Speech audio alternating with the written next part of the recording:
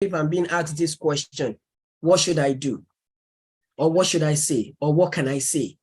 That is the answer. You can also read the answer to just paraphrase, to just be able to have the idea of what the person said. And another point is that you don't have 1 minute, you don't have 30 minutes, you don't have 50 minutes, you only got less than 10 minutes for all your interview. So your questions are very directional, or let me say their questions are very directional. They want you to say yes, they want you to say no. If you have taken IELTS, English Language Proficiency, the particular aspect called speaking, you will know what I'm talking about. They want to see how you hold conversations. They want to see how their question, like I said, their question is very directional. For instance, they can ask you, are you married? The answer, a direct answer, yes, I'm married. But for that question, there's actually where the question is going. For instance, if you're being asked, you're a married person and you are applying a loan. I mean, as a single applicant, you are coming alone, or let me say you're applying first, and you're being asked, are you married? Within yourself, you should know that the question is heading to somewhere, and that is where the thinking needs to be fast. Are you married? Oh, well, yes, I'm happily married and I'm blessed with 2 kids. Actually, they are not coming with me right now because of the nature of my husband's job, and the kids are currently in their school. I don't want to disrupt their academics right now because I want them to get familiar with the culture of Nigerian system. And my husband, who works as a at the Ministry of Education, is even currently in South Africa with the Ministry of Education, blah, blah, blah. Look, one question, and you are able to merge the 3 together. So that's why that's why I'm saying that their question, you could have said, yes, I'm married. No, I'm not married. Oh, yes, I'm engaged. If you're engaged, you have to be very careful. Because if you're engaged, they might ask you, so where's your fiancé? If your fiancé is in the United States, your leg will be shaking. If your fiancé also is in Nigeria, your leg will be shaking. So because they're like, oh, you're engaged, you're going for 2 years. When do you plan to come back and marry? They won't ask you all those questions, but those are the questions that will be running through the VO's head. So the VO wants to know categorically that, oh, are you saying the truth? Oh, you're engaged, you're leaving your spouse for 2 years. In fact, if you now eventually meet a guy, a lady, and you're a guy, you're on your own. You're finished. So you should mind the way you respond. So that's why just like, let me give you these tips so that it will help. There is a video that I watched recently on I'm gonna share my screen right now, that I want everyone to listen and watch. It really got my attention because I felt this person could have done well. So I'm going to be sharing my screen now. Can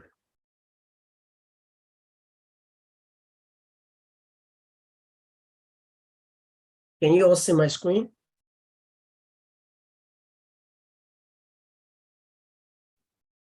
Yes, we can.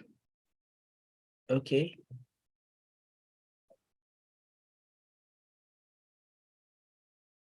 Can you hear the volume? We can. No. No volume. Really?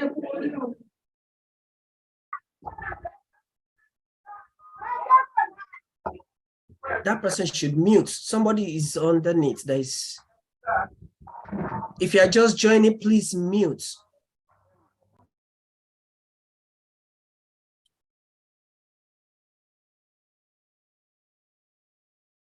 Can you hear now?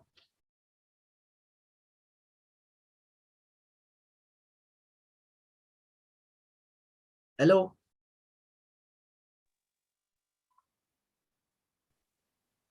I can't hear you. No, we can't hear anything. No, not yet. Can't hear anything. I can't hear anything.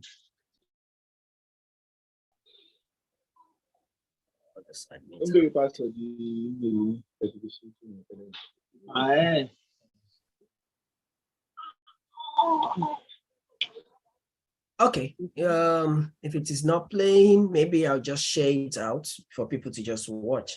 The essence of this video is a man who is planning to go to UK, and the visa officer detected that the applicant used a fake document. And how? The applicant used an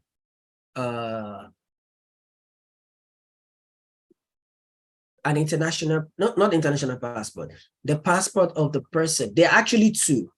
The first person went, I think an agent did that for them.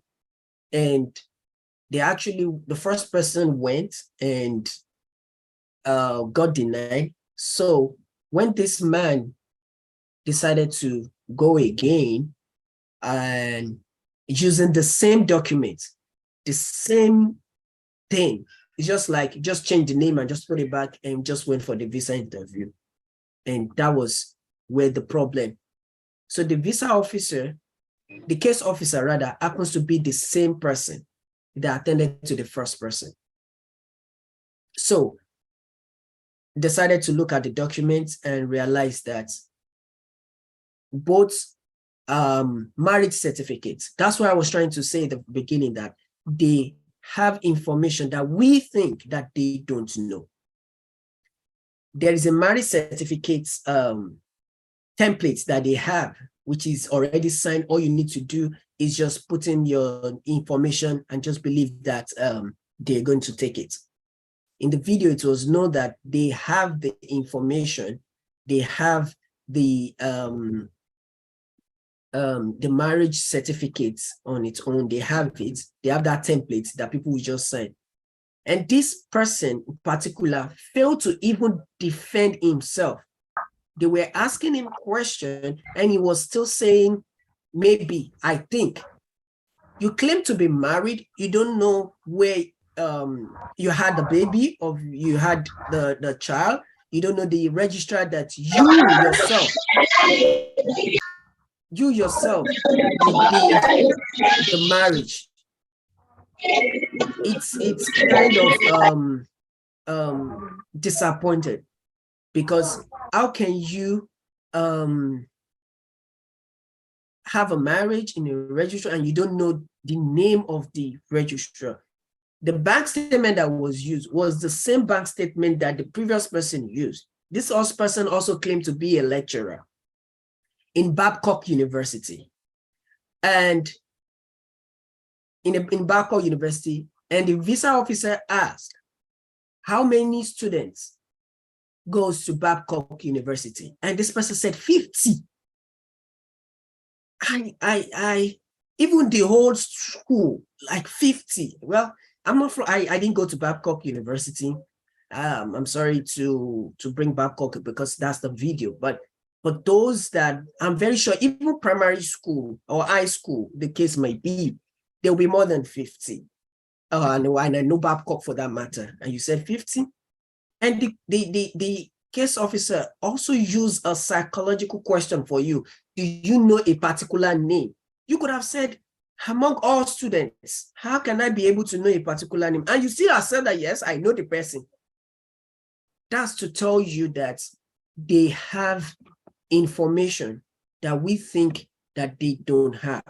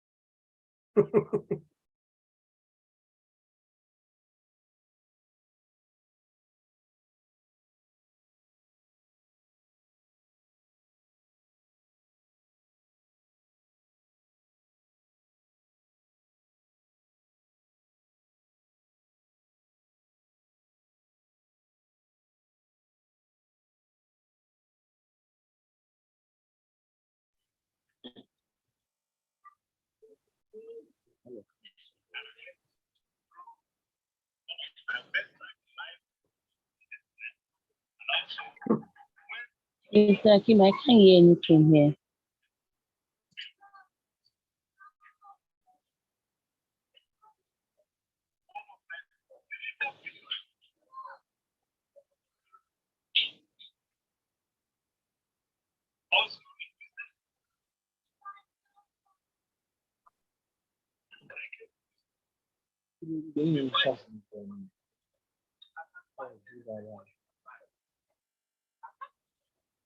It's okay.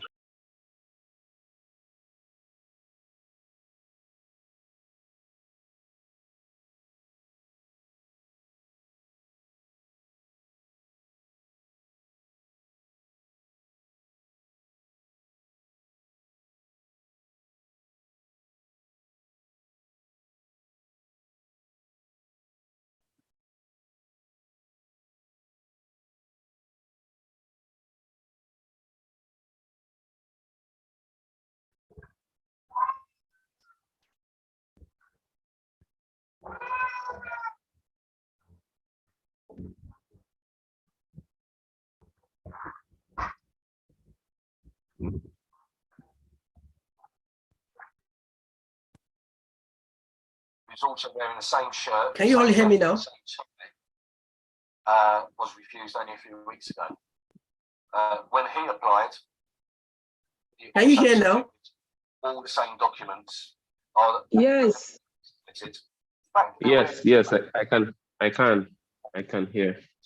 They are going to the same agent, and I believe this is a package, a new package, which has just started circulating. Just got to see what his relationship is between him and the previous application, because they're all claiming to be the same person's cousin.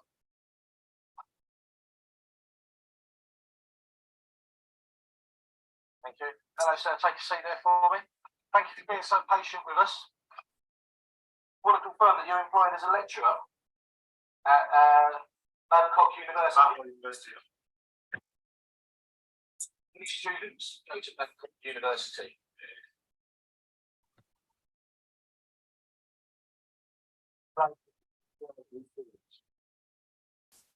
You know a student by the name of Tony Yusuf? You can't hear me very well. Okay. I'm asking you, you're a lecturer at Babcock University where there are only 50 students. Do you know a student at the university by the name of Tony Yusuf? No. Yes. Is he a relative of yours? Are you related to Mr. Yusuf? Are you related to Mr. Yusuf? Yes. He's your cousin? Yes. Do you know this person? You don't know this person? No.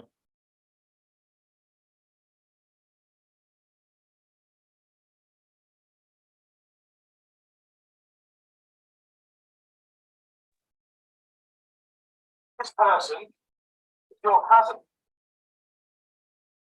This is Tony Yusuf.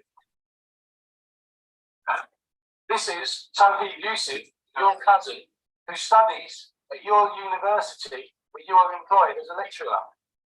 He has produced exactly the same documents that you have, exactly the same. Okay, you signed your application form, okay, and in that declaration, it tells you what the consequences are of making false representations. Okay, so think about your answers. Is there anything you wish to say about your child's birth certificate, the wedding certificate? Is there anything you wish to tell me about these now? I've already shown you that these are readily available on the street. I don't believe that this is a genuine wedding certificate. Is there anything you wish to tell me? Why are these documents still genuine? It's genuine documents. Okay, thank you very much. You'd like to take a seat outside. You'll be giving your decision in a few moments. Before making his final decision, Joe must refer the case to his entry clearance manager, Morris Harper. This gentleman, who in interview he said by the name was his cousin. When I showed him the picture, he didn't know who he was. All the sponsor documents are exactly the same. It does look like a package, doesn't it? Yeah. The writing is the same on the application. It is obviously a little package. This is They're identical, so that's fine. There's definitely. excellent. Thank you very much. Like almost 53,000 other cases a year, the man will be denied entry. Thank you for being so patient with us, and that's taken some time. I have made my decision. My decision has been to refuse your application. In brief, it's because you have submitted false documents to me. Do you have anything to say to me?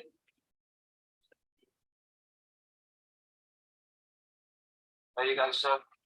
Okay, thank you. It's surprising how many people will not appeal that decision. They will reapply, apologise profusely, saying that they got ill-advised by an agent. They completed the form wrong. It was completed by an agent. They didn't realise that they didn't sign that.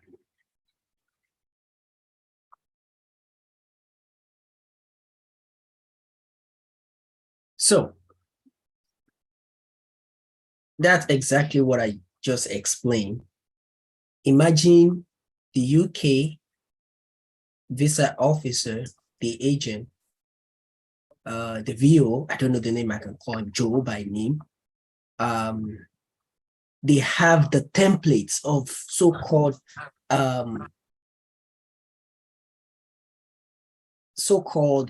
the marriage certificates. So if anyone is submitting that to them, they automatically know that this person is a fake person. So where I'm driving at is to let you know that you have to think like them.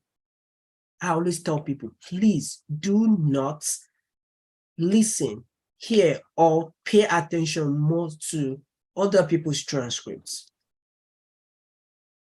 Last week, or was it last week or last week, someone went for visa interview as an F1. But guess what?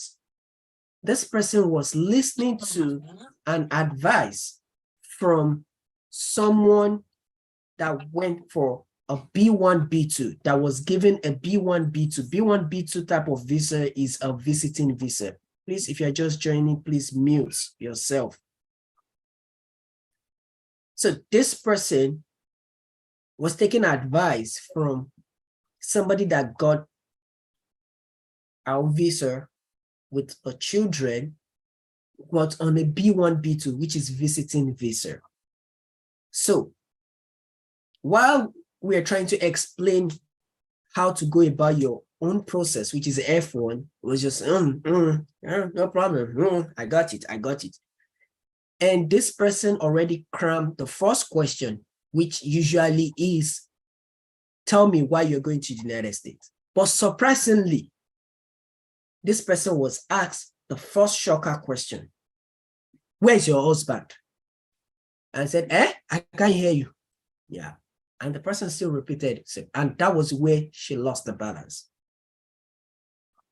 So, like I said, please do not cram and flow with the question as it comes. Now, what is this visa interview all about? This US visa interview for F1, I can speak for B1, B2, which is visiting visa, and I can speak for F1, F2. F2 is a dependence. And what is F2? In the United States, under normal circumstances, or let me say under law, F2 applicants are not allowed to work or do anything in the United States. That has a 3 dots. You know, when a statement has a 3 dots, it means that we can finish the conversation over there about that. There's another way, but let's go to the main point today, which is the F1/F2 visa interview. But if you don't understand the limit of an F2, the visa officer might ask you a question that is going to use to nail you. And if you don't understand what are the limits of an F2, if you're going for with your family and they are dependents, the visa officer might ask you a question that want to test who you are. Maybe you understand the limits of an F2. So for instance, the visa officer might ask you, so your husband is going to go with you for 5 years, 4 years.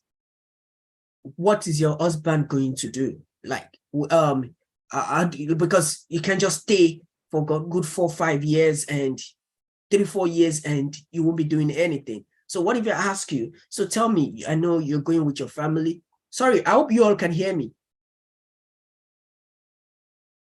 Yes, please. We can Yes, hear I you. can Okay, hear okay. you. So, Yes, yes.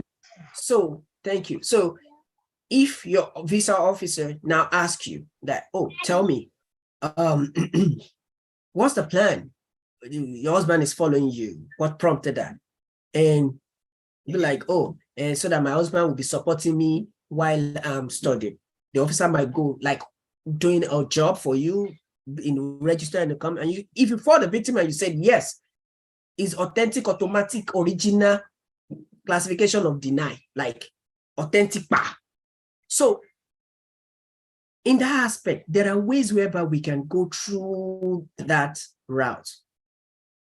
But before I go into practice question, I just want to start with this by giving you the idea of you need to know 5 basic things when you're going for your visa interview, if it is even more, but I'm very sure of 5. The first one is you need to know your limit of an F1 or F2. I mean, if you're applying as an F1 and F2, you need to know the limits. What do I mean by your limits? You need to know your visa restrictions.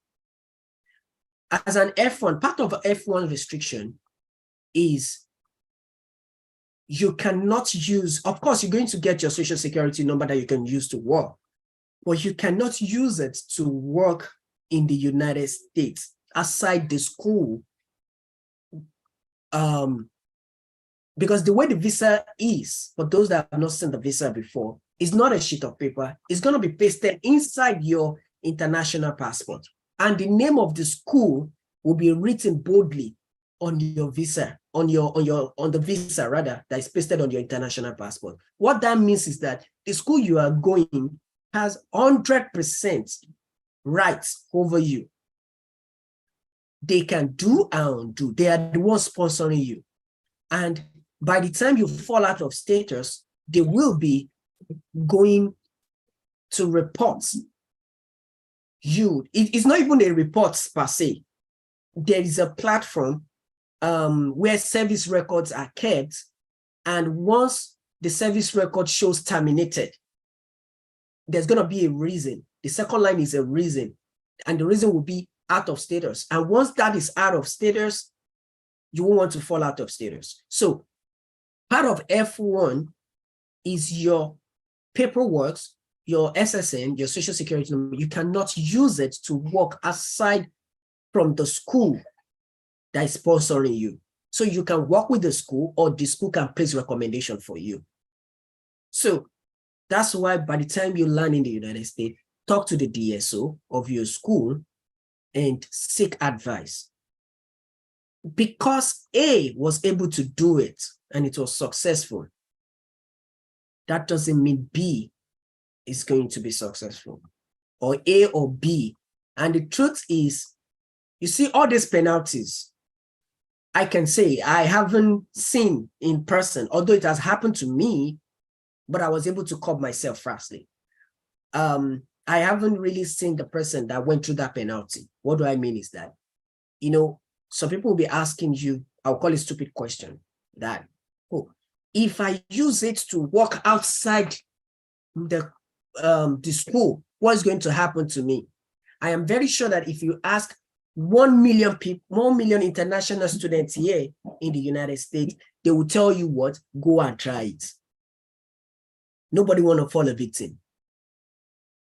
And I always tell people, in as much as you want to use that means to move to a new country, having an education in the United States, because we are talking to the United States, we are talking about United States, or let me now generalize it. Having a degree in another country where you move to, it's worth it. Trust me, the education system is quite different from the home country. And having that degree, I know it has to do with finances, it has to do with expenses, but this is it. Once you learn and you know your financial capability, go to the financial department of the school you are applying to. By the time you land in the United States, go and explain yourself. Each school has payment plan. They will work with your budget. They work with your budget, they work with your plan, they work with what you have. And that is why Carolina University always ensure that before you leave your own country, you must pay your 50% that is on your cost of attendance. Now I'm speaking as an admission officer. So you need to pay that 50% before you move to the United States, or else they will not allow you to cross the point of entry. That is the fact.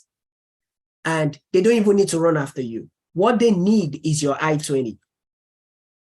And all the I-20 that everyone is having, there's a particular stage on it. It's called initial. Initial can be terminated at any time. Even the system can terminate an I-20 by itself. And how is that being done? For those that doesn't know what is called I-20, I-20 is called Certificate of Eligibility, meaning that you are hereby eligible to apply for US visa, and you are hereby eligible to come to the United States. An I-20 is given to you after you have demonstrated that you have a financial capability to finance yourself by the time you come to the United States. You might have been hearing it. People will be telling you that, oh, you can apply for asylum, apply for hardship, but here it is. By the time all these documents you're submitting to your admission officer that they are uploading for service, they are actually uploading it. So if you come to the United States and you are applying, you decided to apply for hardship, you might be lucky, you might be granted, but this is the fact. They will need to go back to there's what they call history archive. They will need to go back to that folder, check your details, and look for your sponsor. Because there's an affidavit. There's no school in the United States that doesn't have the affidavits. And that is the main reason. They want to know who's sponsoring you. So for those that are like, oh, let me get somebody to sponsor me, that person is committing him or herself to sponsor you. So if this person decided to sponsor you, and the bank statement, there's a particular part in the affidavit that you are mandated to write your bank statement and to write your account balance. The meaning is that to show that you have that money. So for those that always display like 200 million, 78 million, congratulations.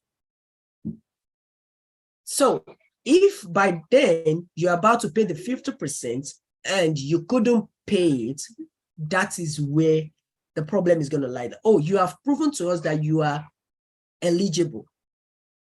So by the time you submit that your bank statement and all the forms, then your certificate of eligibility will be issued to you to this through the school from the service.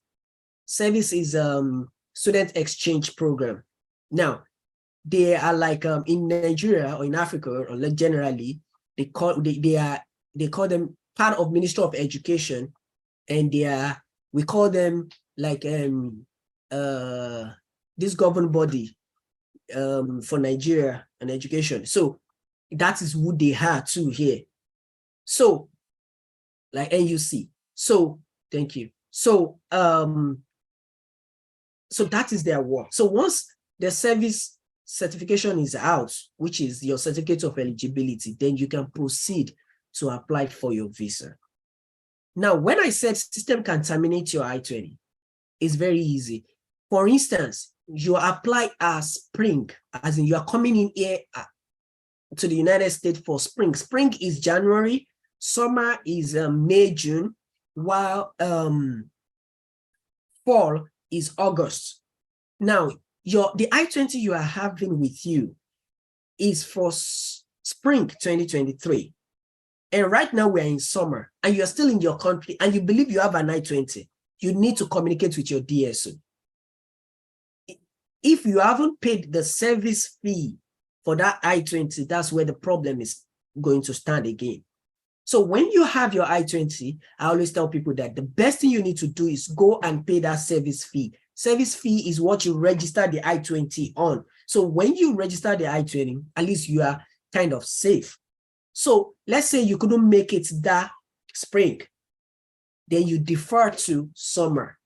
On your service record, by the time the DSO receive your deferment steps, on your service is going to indicate that you are deferring. So the visa officer will see it. It's a unique form. It's not a form that Loyola College is, the senior prefect of Loyola College issued out. No. It is a form, is a unique form that all they need to have is their system. Once they have their system, they just punch in your number, your service number, and all your information will be out. Your surname, your date of birth, and all your information will be out. So if you are deferring, that's another thing. That's how visa officer used to know if you are lying as well. They might ask you that if you ask, oh, you just got admission, but you've gotten the admission since August, it's going to show from them. They will see it in the system.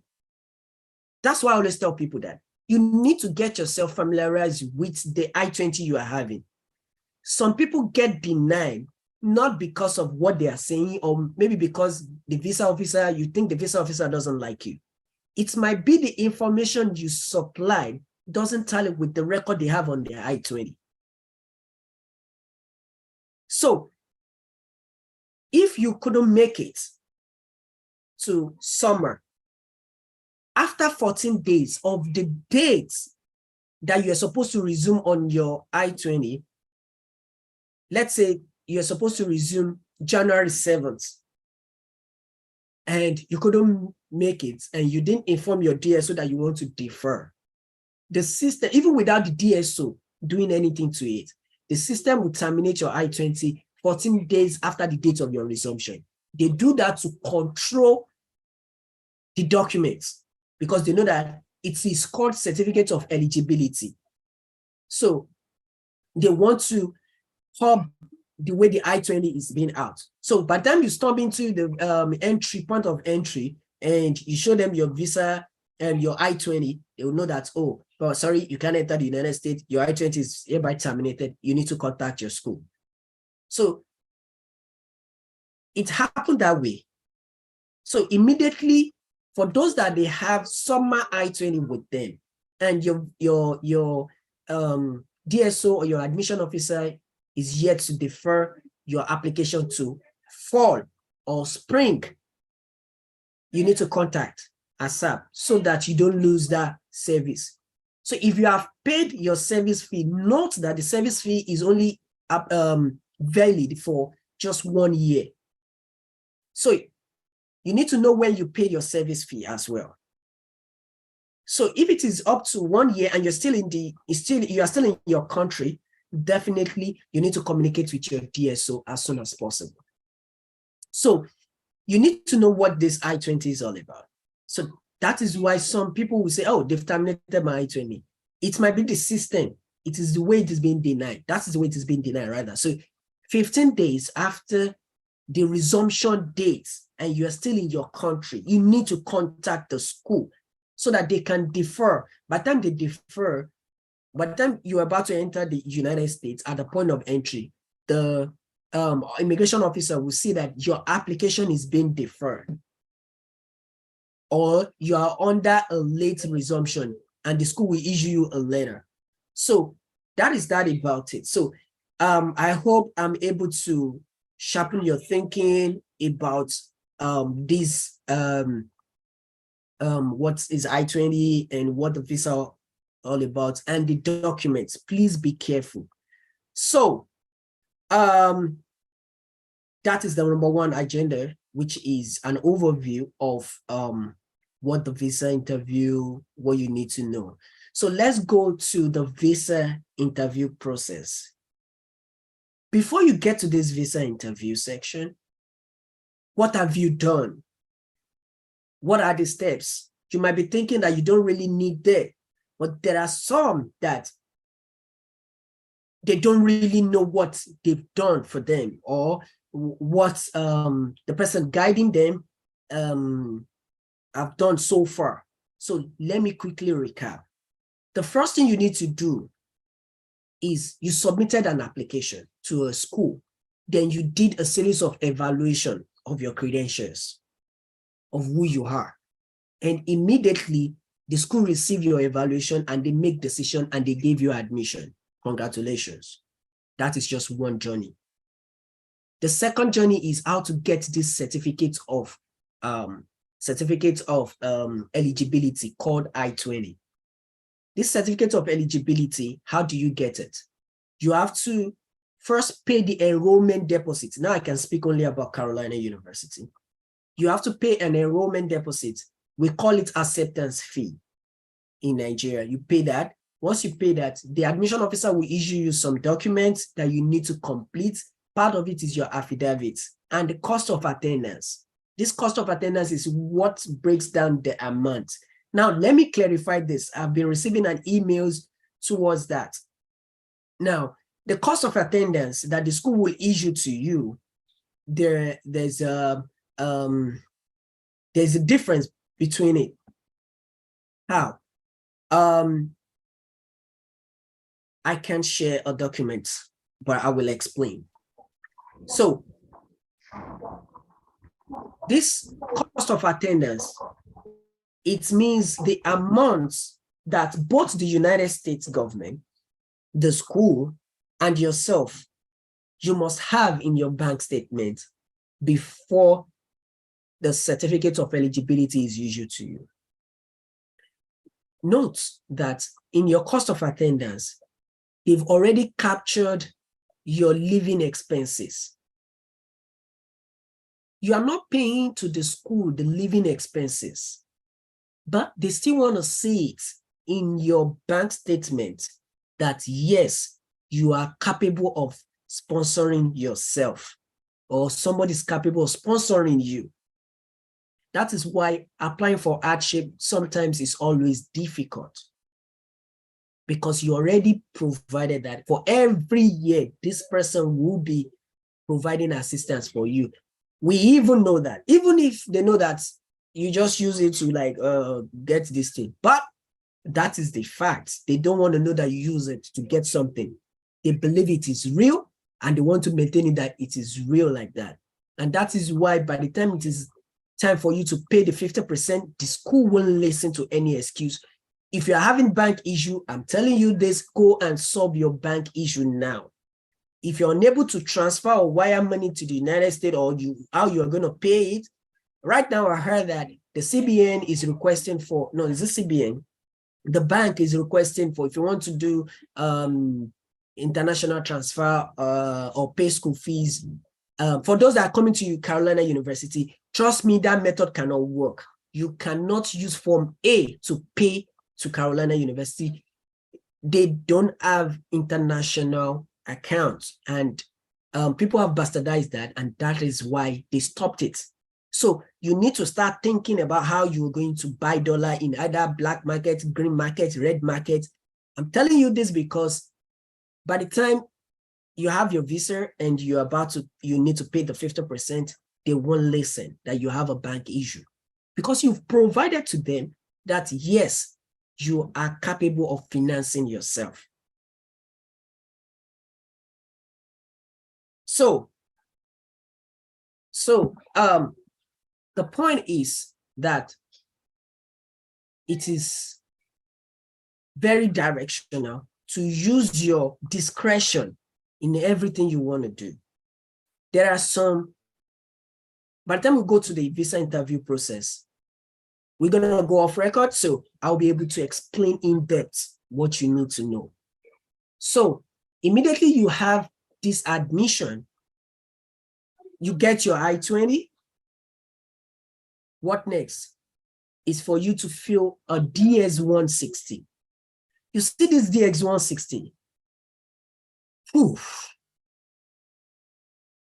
I'm looking for a name. Let me pick Innocent Okon. They don't know Innocent Okon. If that's your first time or you've applied before, they don't know you. But you see that DS-160 form that you are about to fill, or you just fill, that is the form that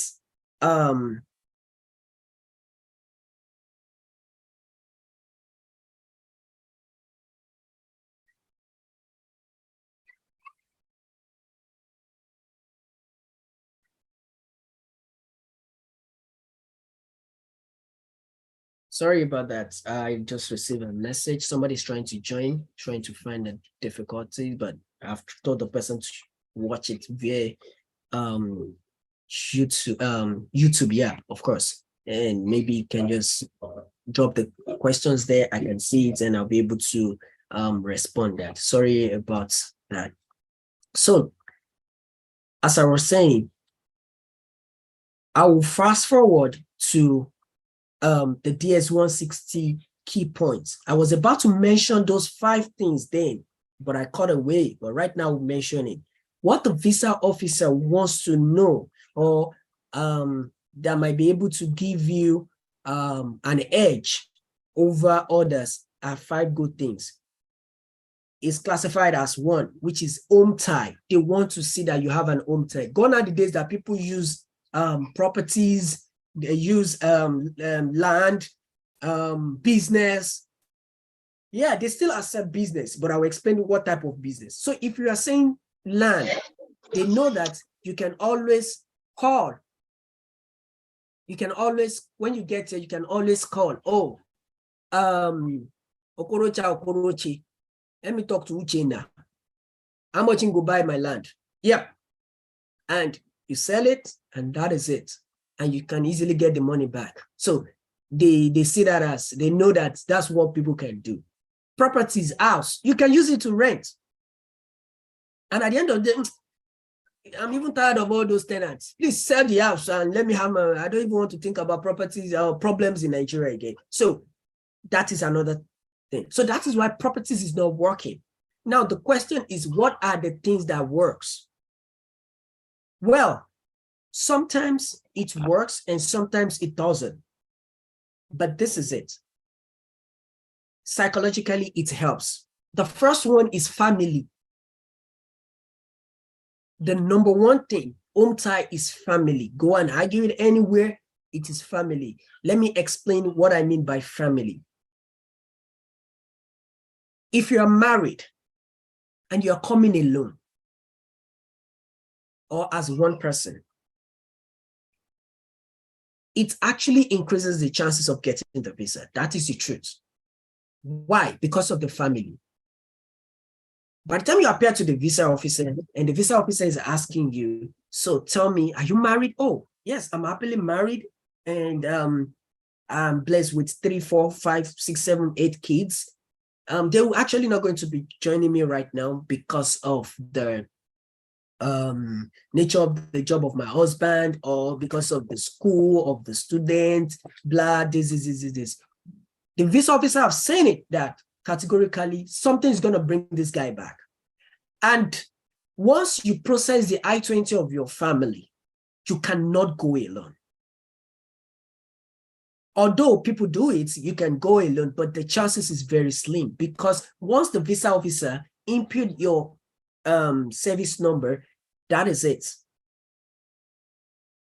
That is it. And once it issue your visa, input your visa number and your service number rather, it will see how many people are your dependents. Like it's real. We'll see it. So if they are not following you, definitely they are going to apply to come and join you. So I always advise people, once you have applied for them and they have joined you, fine, you have done it, Next is, what is the way forward? How can I answer the question? What are the questions they are going to ask me? And I'll be able to answer them perfectly well. So these are the questions that run through minds that I always tell people. So, like I said, family. So by the time they ask you and you're saying that your family are not going with you yet, the visa officer will be thinking on his head like, oh yeah, definitely something's going to bring this person back. Now, what about those that are coming in with their family? Because I want to pick everything once and for all. So, Mrs.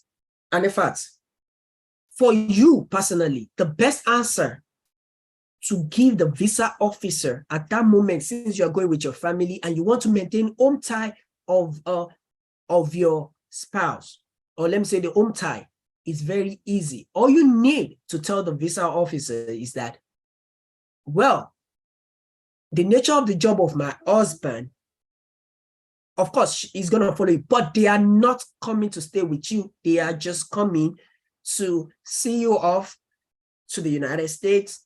At least you'll be gone for 4 good years. The nature of the job of my husband doesn't allow him to stay in with me. So they're only going for 2 weeks. So on the DS-160 of your dependent, you're going to change that to 2 weeks. That is an idea.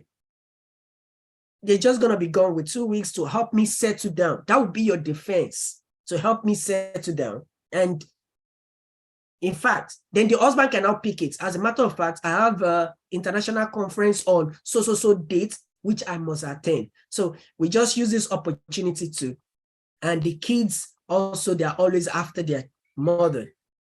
So with that, your husband, 3 things. You have proven that you have a good relationship with your family. And 2, your husband immediately at that point has proven to the visa officer that there is something that is bringing him back. So you don't really need to say that I'm coming back. That is why they are psychologists. They want to see the reason in you, even from your saying. So that's why I said you have to play by them.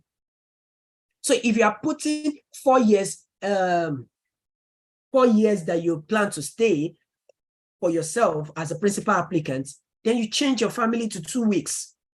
And you will go by that rule. You go by that story. That's why I said, I'm going to review your DS-160. I haven't done it. I haven't even opened it. But I promise that today, I'm going to sacrifice that time for everyone to review their DS-160 and send it back to them. I promise that. So I've been so occupied and trying to sort myself out as well. So that is that about that aspect. So number 1, that family is very important. 2 is your job. They don't know Akingbade Nigeria Limited. They don't know Winston Tyson Nigeria Limited.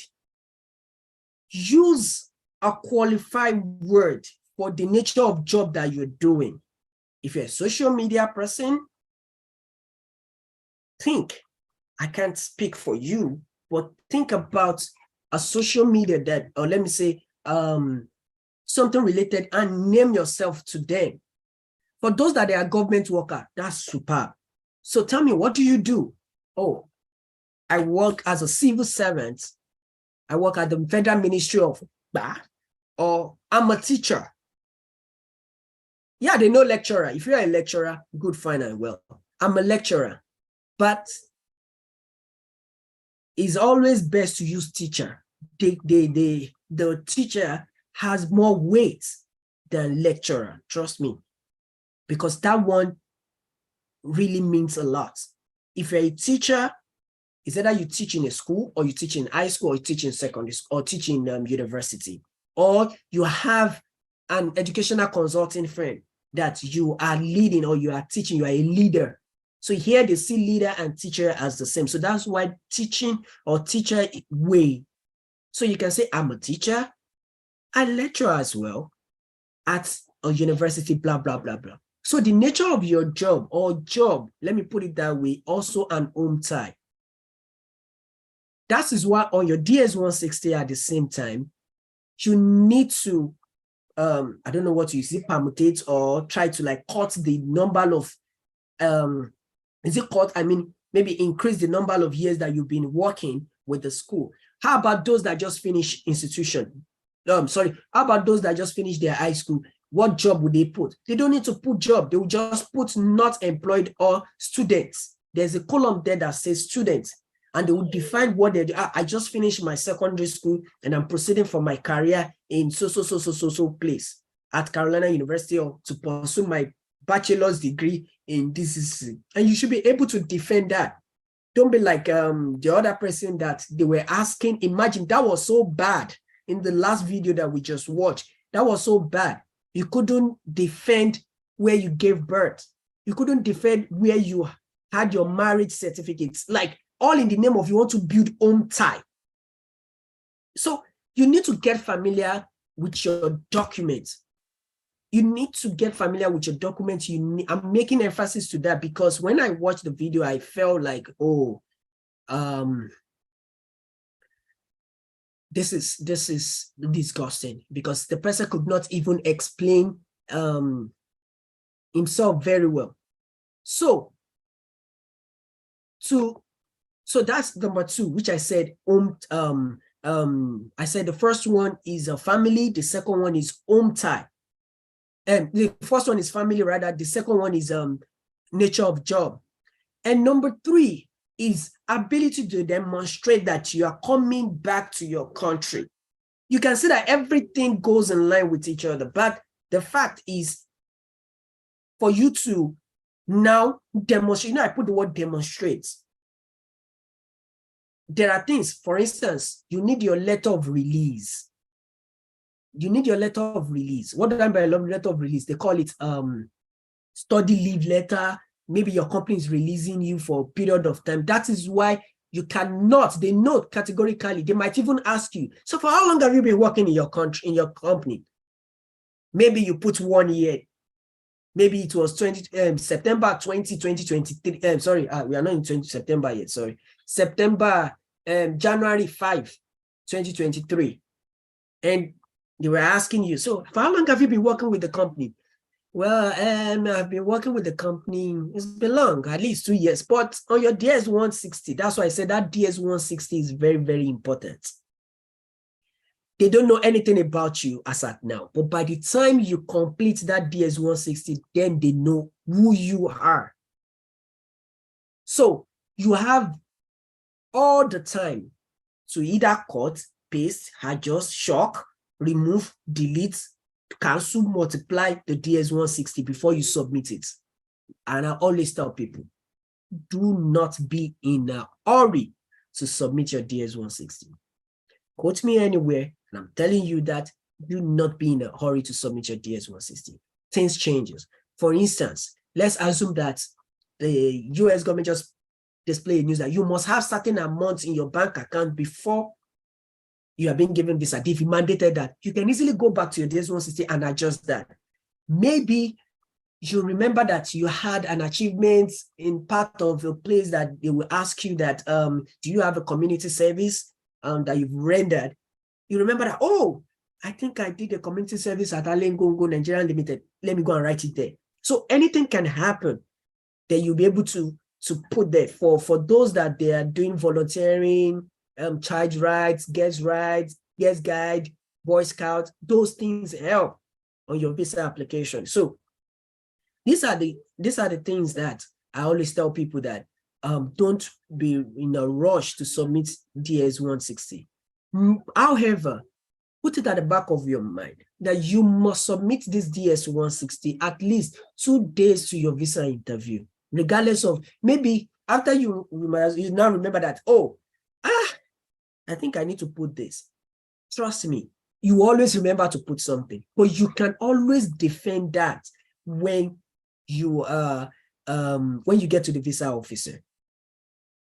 I'm very sure there are 5 basic areas they always focus on, either 5 or 4 on your DS. We'll get to that side. So, as I was saying, is ability for you. The number 3 is ability for you to demonstrate that you are coming back to your country. You know, you've said it that you are coming through. You have a family. You said it that you have a job, and it was the job that gave you letter of release. That's part of the way to display that, yes, you are going, or it's the company that will be sponsoring you. So definitely they know that you are coming back to that company. So that's why I always tell people that for those that they are giving fully funded at the same time, it is not 100%. If you cannot demonstrate that you are coming back to the country, trust me, you will be nailed out. There was someone also that went for visa interview, and because this person had a fully funded Minnesota State University, and they asked, so tell me, what's your post-study visa plan? And it was like,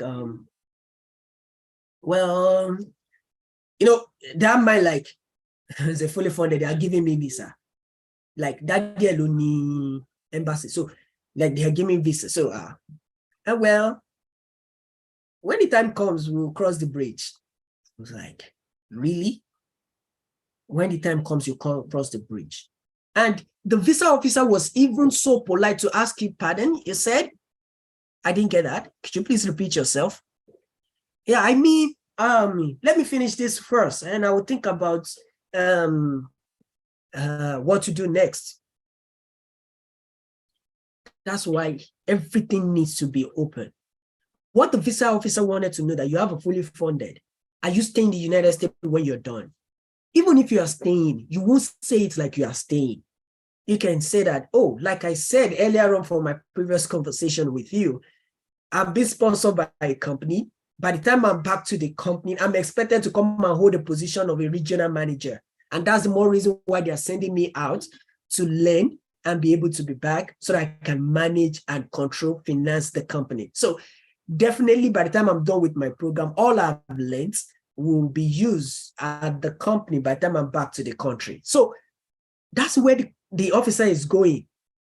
They want to know that, oh, you have a sponsor, you have this. Are you still going to further your education? Even if you know that you're going to further your education, even if you know you are not coming back to the country, which I believe that you should come back, at least come and say hello to people in the in Nigeria, at least. Exactly what we're talking about. So even if they know that, you will still be able to defend it in a logical and straight way. Even if it's not straight, yeah, you know what I'm trying to say. So, like that's number 3. You know, I said 4 or 5. So the 4th point is your composure. I don't know how to put it. You can be lying to someone, and you will paint it like it is being real. I'm not saying you should go there to lie. Please don't quote me, we are live. But I'm just saying, let me use the word scope. You can scope someone.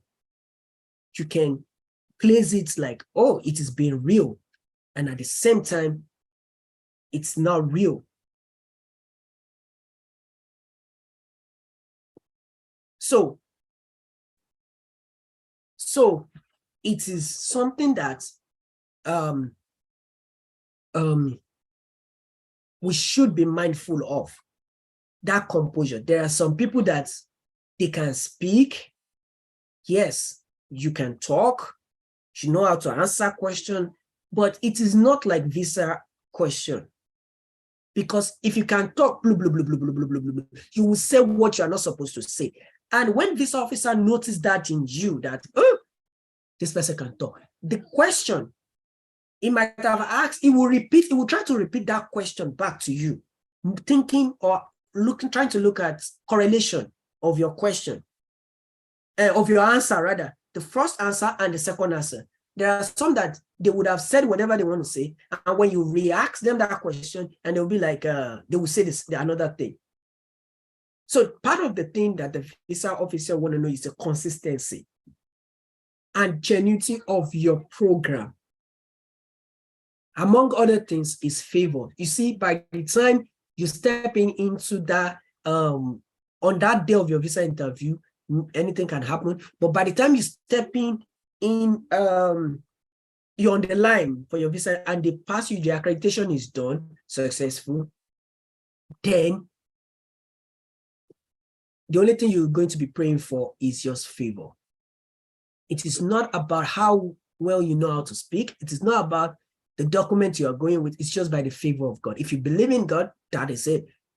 If you don't, whatever you believe in, just call on it. All you need at that moment is favor, because anything can happen. So that is what the visa officer wants to see in you. So now the next on the agenda will now be, what are the documents required to take to the visa embassy? I'm going to be sharing my screen for that on my other page. Like I said, I am not a visa expert. Just using my experience to coach and guide people. And I hope this will be a successful one. And I tell you, and I said this earlier on, that this is not your visa, US visa interview is not a 50, is not an 100, is a 50-50, 80-20, or whatever the case may be. But what matters most is you've had an interview, you've had an admission, you are not starting afresh. All you need, whatever the outcome of the decision is, be sincere to yourself. List out all the questions being asked you and try to look for, okay, what is the next thing, even if I'm going to reapply. And this is it. If you are reapplying, the visa officer is always after one thing, just one thing. What has changed since the last time you got denied and now? So there are some that they will get denied immediately and they will reapply immediately. It works sometimes, but it's always like, what has changed from the previous one, from the previous information and the second information that you are submitting in, even if you are filling a new DS-160. And that is it.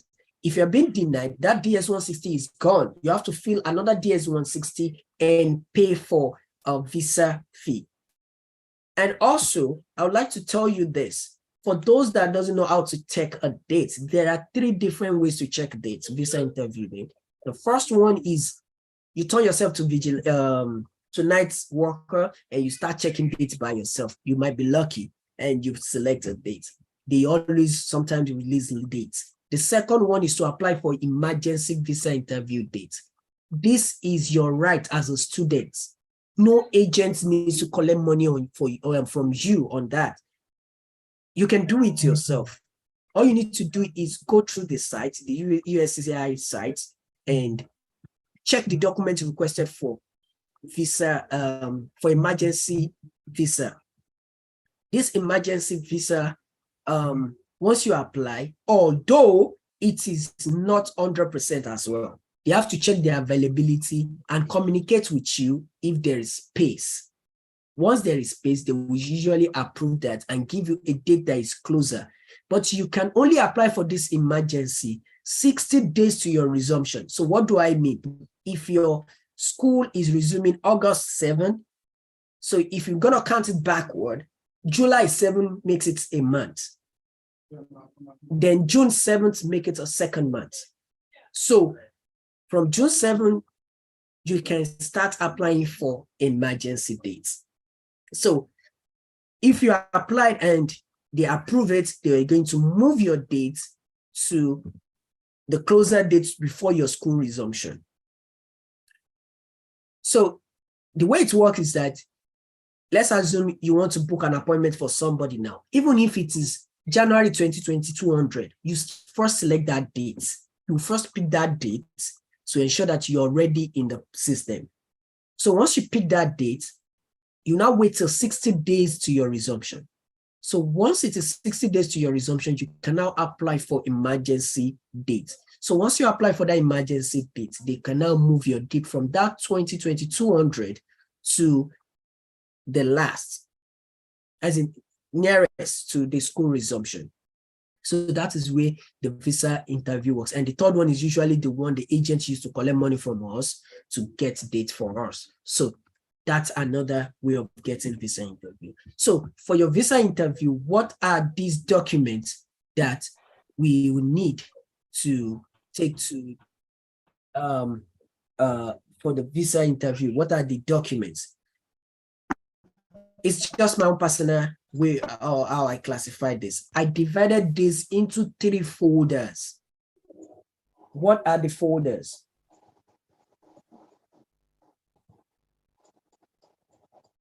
Can you all see my screen? Embassy police, Yes. supporting documents. Can you see my No. screen? Yes. No, I can't say anything. I've shared my screen. Can you all see my screen? Yes, please. Okay. So I divided these into 3 folders. Before I can't say anything, no. I don't know, others can see. Can I know how many people are not seeing the screen? I can see it now. Oh, that means your network is slow. I'm very sure you are using MTEL. So I divided this into 3 folder. What do I mean? By the time you're going for your visa interview, just go with 3 folders. 3 folders for easy access. The first folder, you can name it as embassy documents. While the second folder, you can name it as supporting documents. While the third one is academic supporting documents. Especially couples, but on the D-Day of their visa interview section, I'm very sure there's always, oh, have you taken your head? Have you taken your this? Have you taken your left light? You don't need to argue with yourself. You see this folder 3, any sheet of paper, in fact, I'm supposed to edit this, any sheet of paper that you need. Who is that? Please mute. You're talking. Any other documents you feel is important or is necessary, you can put it under this group 3, under these academic supporting documents.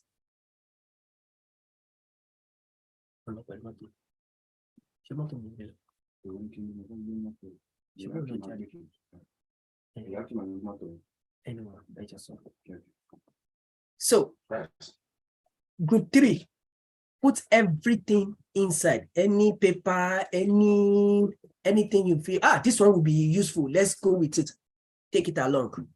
Oh, this one, I will need this one. Just put it on that group 3. But you see this first folder, I don't think you need to add any other thing to it. As far as I'm concerned, these are the documents they're going to ask you. The first one is your service fee receipt. I've been saying service. It is not this normal service that we normally say, my service work or service pay or service. It's called service, S-E-V-I-S. You can Google that for more information. You said? Is somebody talking to me? Not so the first document is you can take screenshots, like I said, you can share it.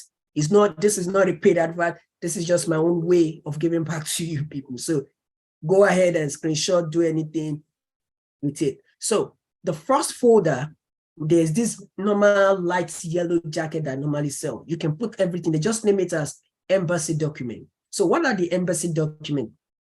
Service fee receipt. What is this service fee receipt? This service fee receipt is the 350 USD that is going to be paid. But if the person is paying, the person is going to pay $359.99, which is $360. So after you might have paid that service fee, they will communicate to your email that they've received your service fee, that if you need to book an appointment to go to the embassy, you need to wait for 2 days. So that is why I always advise people for this service fee, you should pay it before your visa interview. Another importance of this service fee is that you cannot, I repeat, you cannot apply for this emergency date without this service fee. In as much as you're planning to apply for your visa, or we've told you to go and pay for your visa fee, that you can pay your service fee at least 2 days to your visa interview. That is if you're able to get a date that is closer before your school resumption. So if you don't get a visa, if you could not get a visa date before the school resumption, you don't have a choice than to pay the service fee so that you can apply for your emergency dates. Because this is the #1 document that will be asked from you when you are about to apply for your emergency date. And at the same time, your I-20, which is the same thing I mean as the certificate of eligibility. They want to see if truly your I-20 is real, because there are some people that they normally doctor I-20. I used to ask people, like, you don't have anything to doctor, you don't have anything to forge. It is your I-20 that is a unique system database you are forging. Don't say it's not possible.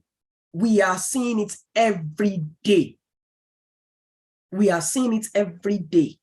So this I-20, they will need to see it to be sure. And at the same time, those are just the 2 main documents that will be requested from you to submit for an I-20. But I always had, because you'll be given 5 slots to upload your document. So I always tell people to also, if you can if you can add your admission letter and your international passport, or the previous scheduling, the initial scheduling appointment that you pick, they can also be useful for you.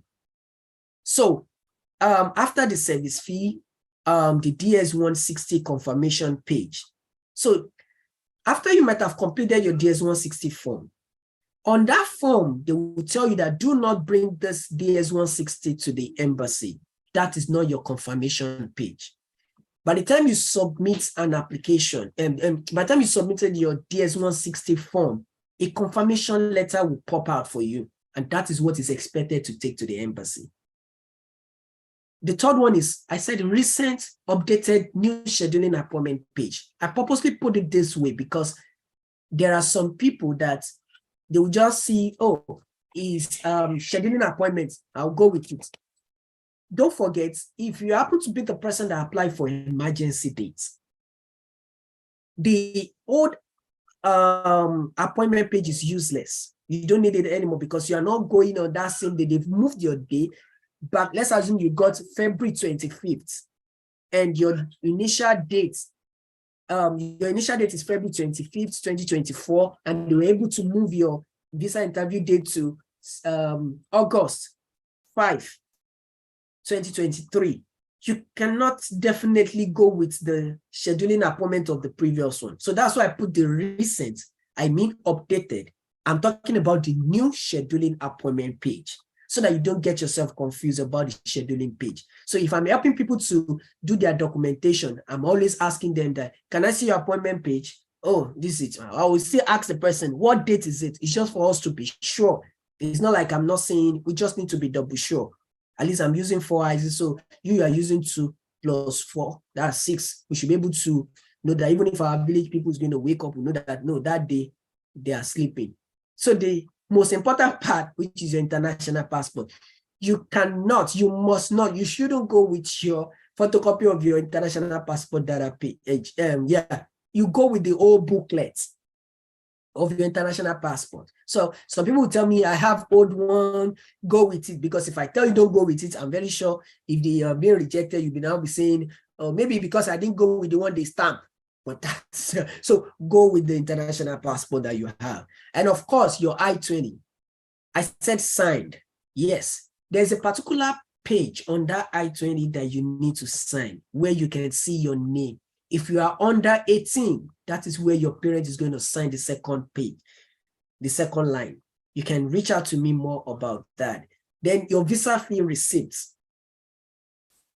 Of course, you can only pay this visa fee in GT Bank. So your visa fee receipt, if you paid online or via anything, that also is applicable. You need to bring.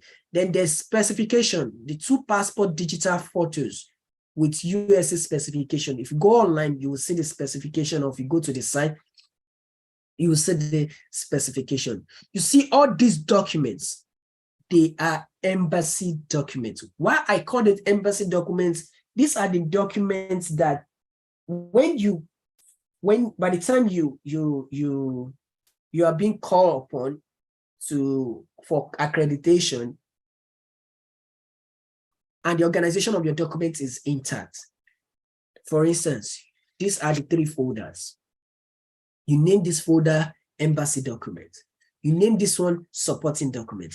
Then you name the 3rd one academic supporting document. Now, I'm going for my visa interview. On getting to the gate, they ask you, oh, can we see your scheduling appointment page? You will not go to academic supporting document to be looking for document that you are not looking for, that is not there. You will not go to the supporting document to be looking for scheduling appointment. And of course, you just pick it out, your embassy documents, everything is here. And this arrangement also help to cool the atmosphere by the time you get to the visa, to the appointment place or to the embassy. Because there's all these roadside people, they want to say, oh, you didn't arrange it very well. Your passport needs to stay by the below, needs to stay by the right. This is my brother, I am saying it categorically, except later in the future, because this is a recorded program, later in the future, they are going to introduce another document that is not here. But if you have all these documents, you don't need to give anyone, even if you printed them out on your email. I could remember the day I was going for mine, one of the guys just walked up to me. Hello, sir. I said, bros, I beg, let me park. I look for where to park. And he was like, have you arranged your documents? I said, is there a way they're arranging it again? I know, I just want to hear it. He said, oh, can I see your, is it a confirmation page? I think it's the scheduling appointment. So this scheduling appointment, if you printed it out on your email, it won't bring the 2 barcodes, one by the right and one down. That's the way it is going to come. But they will now be telling you that the 2 barcodes need to stay between each other. I was like, are these people think we are dumb?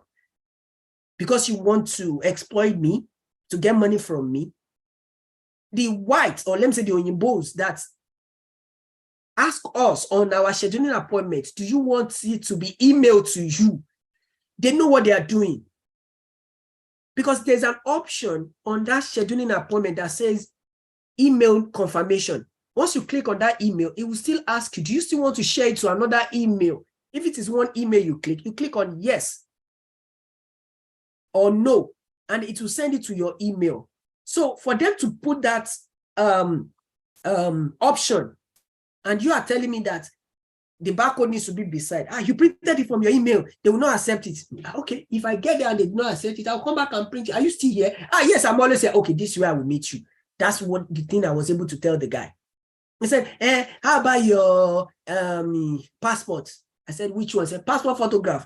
And my wife was like, just leave this man. I said, I was just using that to calm myself down, because I know that day is another attention, is another tension, because anxiety is going to come in. A lot of things will be going through your head. You'll be seeing some blue paper, white paper, green paper, different kind of paper. And you'll be seeing some people like, yeah, I got it. They'll be also, hey, Nigeria, bye-bye. But you'll not be asking yourself, what will I see? So don't get distracted by those factors. Just focus on your own on that very good day. So if you are able to get these documents arranged well, but I don't know about Lagos, but for those that will be having their visa interview in Abuja, there's always somebody at the what's it called? Accreditation that is going to arrange your file for you. So you don't really even need to disturb yourself. So why I'm saying this is that if you're able to arrange this and they ask you, can we see your service fee receipt? Oh, yes, I have my service fee receipt. Here is it. Oh, how about your DS-160 confirmation page? Oh, here is it. You will not go to this supporting document to be looking for document that is not there, that they are asking for. And this group 2 and group 3 documents, which is supporting an academic documents, they are the only documents that you'll be using when you get to meet the visa officer herself or himself, any one of them, is either male or female.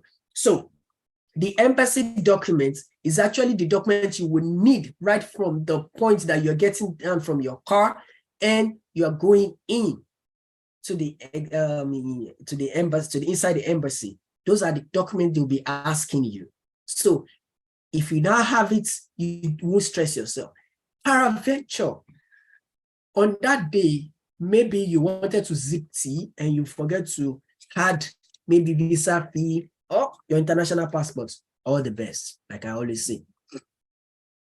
Don't stress yourself. Just ask them like, oh, can I go and print this?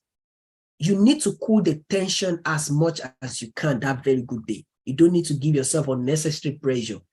And if you are going with your family, please, even if 2 of you are not in good terms, by the time you are leaving house, you see immediately you get down from the car and you are on that queue where that, if it is fake smile, you want to call it, wear it. If it is genuine smile, put it on. It is something that's worth it because they need that uniqueness from the family. If your kids are very playful, instead of you like, hey, come here, you have to, my boy, come over. Even if you are stressed, you just have to keep that to yourself, that stress. I'm a strong person. So you have to unite. You have to, you touch your wife, hey, you do lovey, even if it's been long, you do lovey, because that time you're not only helping yourself, you are also helping the situation around you. You are trying to calm the situation down and they are watching. That is where I'm driving. I don't want to say before, they are watching you. They are watching the kind because they know that some people that they are coming as family, they are always arranging, people always arrange. So they want to see. So that's when you are on that queue, care for yourself, especially the family. So for we single, for single, all the best. So that is that about the embassy document. So the next document is the supporting documents. You see these supporting documents, not everything might be applicable to you. For instance, if you are just finishing your high school, you are going for your master's and for your undergraduates, you might not have letter of release. You might not have employment letter. So it is not all these documents that is applicable to you. So the admission letter, of course, you will be given via email. So you need to print it out from your email. Work study documents. If you have work study offer from the school, you should print the document. 3 is a scholarship. If you have a scholarship, there's a scholarship agreement form, print it out. Bank statements, of course, you won't want to miss that. Employment letter. So if you are employed, print out your employment letter. Letter of release, which is also known as leave of absence letter or something. Leave letter, yes. Marriage certificate, if you are married, go along with it. Enrollment receipts. For those that have paid their enrollment fee, go with the receipts. Your old I-20. Now, I have issue with old I-20, but it was the last interview that I did like it, that somebody suggested we should have the I-20. I had the I-20, the old I-20, because what do I mean by old I-20? For instance, you have an I-20 that stated summer as a resumption, which is May, but you are coming in fall already, and the school have issued you updated one. That old I-20 is useless. You have the new I-20, so don't mistake it when you're going. So I just started to add it there, like, oh, you might not want to be convinced that it's not useful again. And as at the time I was doing this, I was, I think, was I in the system? I was in the system, but I've not been grown this much about how I-20 works. So it was later I got to realize that once they update your I-20, the old one is gone. Like it's gone. You don't need it anymore. So, but for some people that there are some over-sabis, like, Kazali went with it, go with it, no problem, all the best. So now the last one, which is online portal, that shows the courses you have registered for, at least 3 credit units out of 9 per semester. That means your unofficial transcripts. This is for those that they've registered online and they have started their courses online. It is good to go with the documents. All things, then of course, group 3. Before I said on group 3, which is the transcripts, certificates, academic supporting documents, and any other documents. You should put them here inside this folder. So this particular point, this particular page, this particular document, you can put all documents you use for your admission, put them inside. Your whole level, your high school testimonial, they might ask, put it there. Your GSS 3, this exam that we normally do to SS1, they will ask you, put it there. Your testimonial, when you eventually finish, put it there. The award they gave you when you leave, put it there. Don't mix them with all these things, because this group 3 documents, except otherwise, maybe the village people wake up, do not, let me even see your transcript that you're talking about. So let me even see your certificates that you're going with. Except ordinarily, they hardly go to this group 3 documents, academic document. So after this section, we're gonna go on a 10-minute break, and I'll be back to questions, or let me say practice on how to let me say interview questions generally. I will first ask myself those questions, I will answer it, then we'll now do one-on-one with the person going for the business interview. Then we'll now open the door for questions, general questions. Or by the time I'm done with this, and I'm going to do practice questions and I will answer myself, I'm going to open the door for people to ask their questions before we now go for one-on-one for those that they have their visa interview very closer.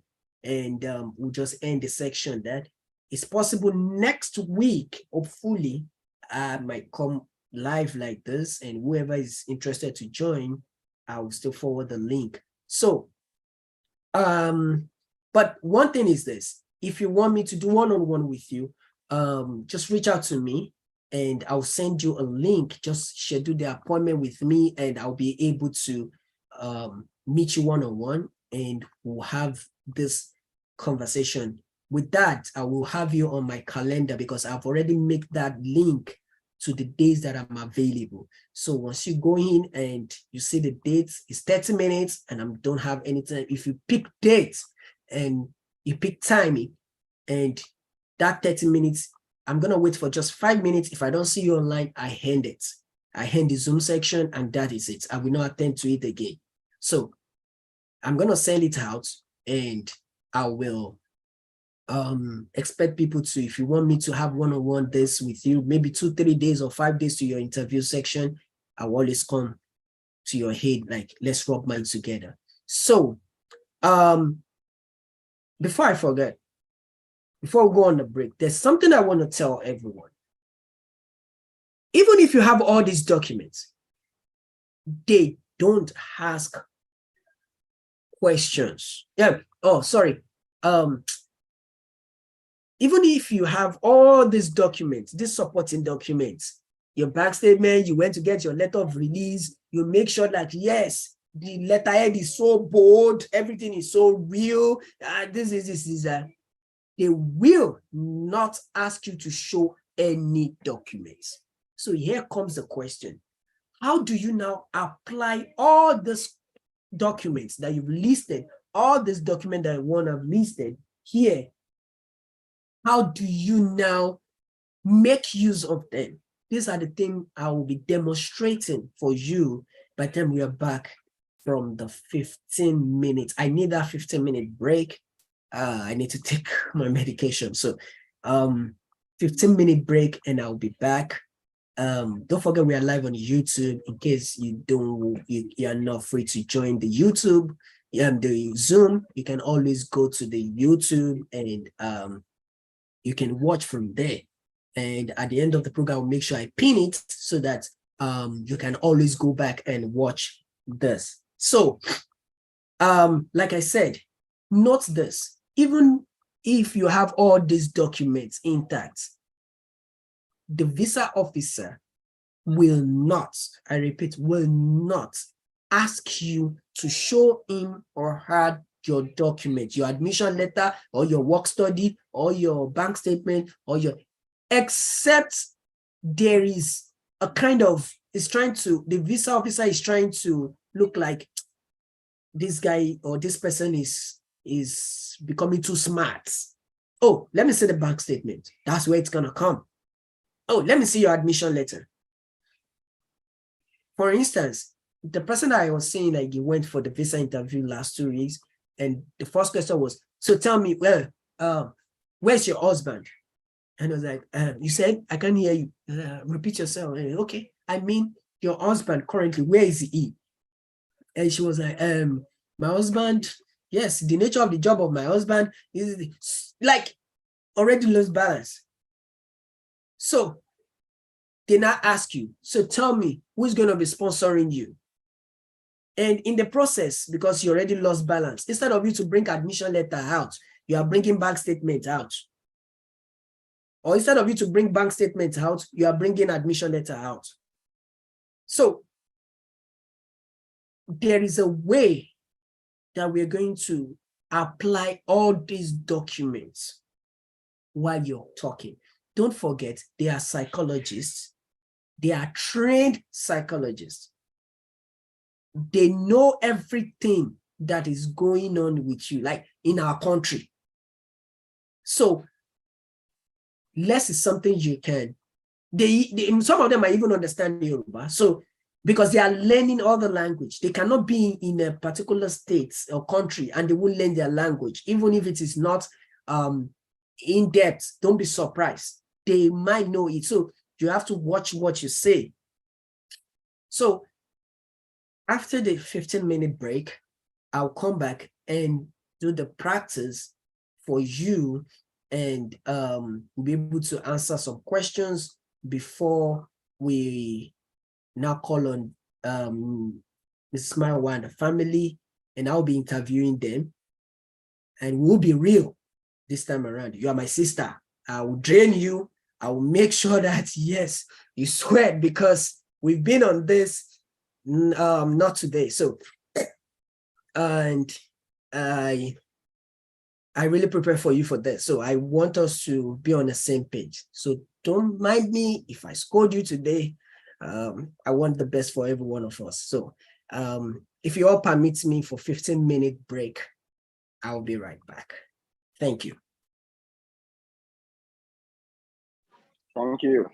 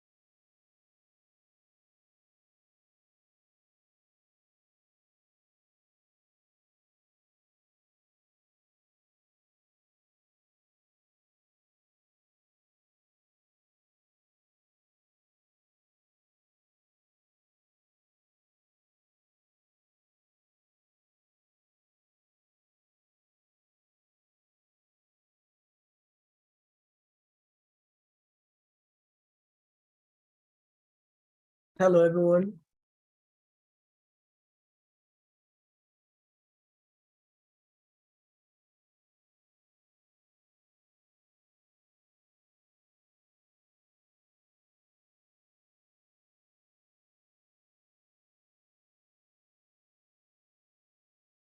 Hi.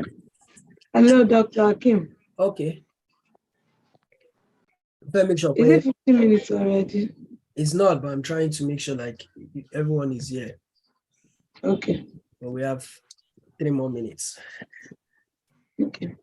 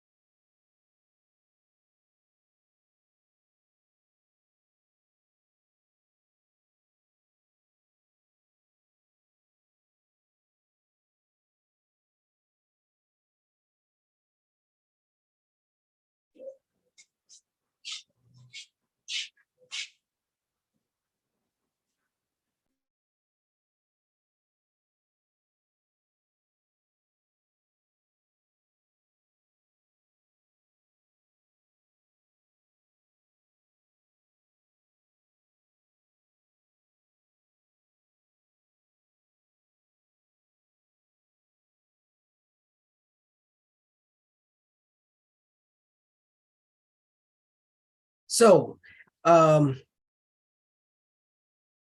we start now?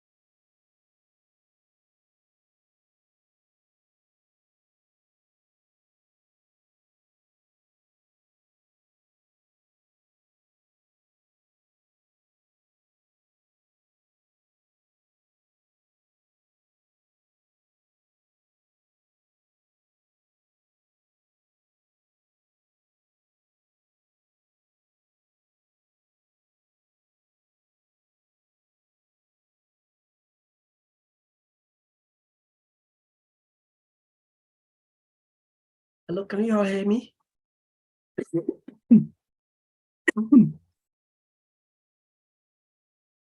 Hello? Yes, sir. Okay. So, a recap of what we've been talking about since is tips on how I personally feel you can pass the visa interview, be it single, you're coming with your family, you're coming to the United States with your family, or you are as a single person, whatever the case may be. My general advice is please do not cram anything. Just go in there open and flow with the question. What do I mean by flow with the question? As they are asking you the questions, just think ahead. Where is this visa officer thinking? Like what you have is few minutes, like seconds, yeah, to just quickly think, what does this person derive to get by asking me this question? So, and I said that it is not 100%, it's not about how you know how to say your document, but what matters most is your composure and favor from God. And I believe that with all things being equal, everything will work according to plan. We are able to discuss about how you got to your visa interview stage, from submitting an application to an institution in the United States, the institution reviewing all your documents, providing you an admission, providing you documents to meet for your certificates of your eligibility known as I-20, and immediately your I-20 is out. What next is to pay the visa fee, fill the DS-160, and submit the DS-160. Then you schedule an appointment. If you are lucky to get a date closer to the resumption time, good for you. But if you're not, still fine or well and good. All you need to do is wait for 60 days to the school resumption, your school resumption, and submit emergency date request. Emergency request for emergency date. And what are the documents you need to submit for your emergency request? Are just two main documents as stated on their website, which is your service fee receipt and your I-20. So you can go ahead and add your international passport data page. You can go ahead and add your admission letter, and you can go ahead and add your initial appointment stage so that they can know that you eventually schedule an appointment. You're still going to write a short note why the visa officer, the embassy, the consular should approve your emergency. Regardless of your letter, it's still 50-50. It's either they approve or they don't approve it. So, and after that, luckily you get an interview date, you start gathering your documents. We're able to talk about documents that you'll be needing for your visa interview. I was able to group them based on my personal experience and exposure into three. The first one is an embassy document. The second one is academic supporting documents. And the third one is your supporting documents. So the first one, which is your embassy document, these are the documents that will be needed in the embassy before you even get to the visa officer. And immediately you meet the visa officer and you've started your visa interview, you are done with the embassy documents. There comes the admission, supporting documents. So what are the documents for this that's going to be inside the folder for academic supporting them for the embassy documents, which is the first document. The first one is your service fee receipt. The second one is your DS-160 confirmation page. The third one is your international passport. The fourth one is your I-20. The fifth one is your two passports size video. The sixth one is your visa fee receipt, like I said in the documents that was shared before. So we proceed to your second document, which are your supporting documents. These are the documents you'll be using to talk about or to explain yourself in the during the visa processing and during the visa interview rather. What are the supporting documents? Is your admission letter, if you have a scholarship, if you have a work study, letter of release, if you are employed, the enrollment fee, which is the acceptance fee, and so on and so forth. While the third folder is the supporting academic supporting document. That is all the documents you use to submit application, or all the documents you personally feel that they might ask you. Just add them to the academic supporting folder. So invariably, you'll be going with 3 folders for your convenience. Nobody ever stated it in their website that you must go with 3 folders. It was, like I said, personal experience and exposure, so that it will be easier for you by the time you're being asked at the embassy, oh, can we have your scheduling appointment page? You will not be opening your embassy document. Your supporting documents to be looking for scheduling appointments inside academic supporting document. You will not be looking at it like that. Or peradventure, you are able to mix all your documents together in a single folder. You know, that very good day, despite the tension that will be on yourself, on your body, you have all your documents in one folder. You will eventually start messing things up because you will start looking for each document. So it will not make you to be composed for that very good day. And you need all the composure you will be needing for that very good day. And I was able to recap and tell you what all the visa interview is all about, what the visa officer is expecting from you, how to prove an home tie, and at the same time, what do they mean by the home tie? We're able to discuss this before we went for the break. So this time around, I will be doing a practice questions, demonstrating, let me put it that way, how I feel you should answer their question. After that, I'm going to open the door for everyone to ask their questions so that we can make sure that everyone is well acquainted of the information and we are not missing anything. Before we now ask the people that have the visa interview for one-on-one question, they can also ask a question. So this time around, I want you to start writing down your questions and anything you've been wanting to ask me while I've not really been giving you full attention. This is an avenue to ask me that question now, and I'll be able to answer you perfectly. So without wasting much of our time, we'll go to the next agenda. So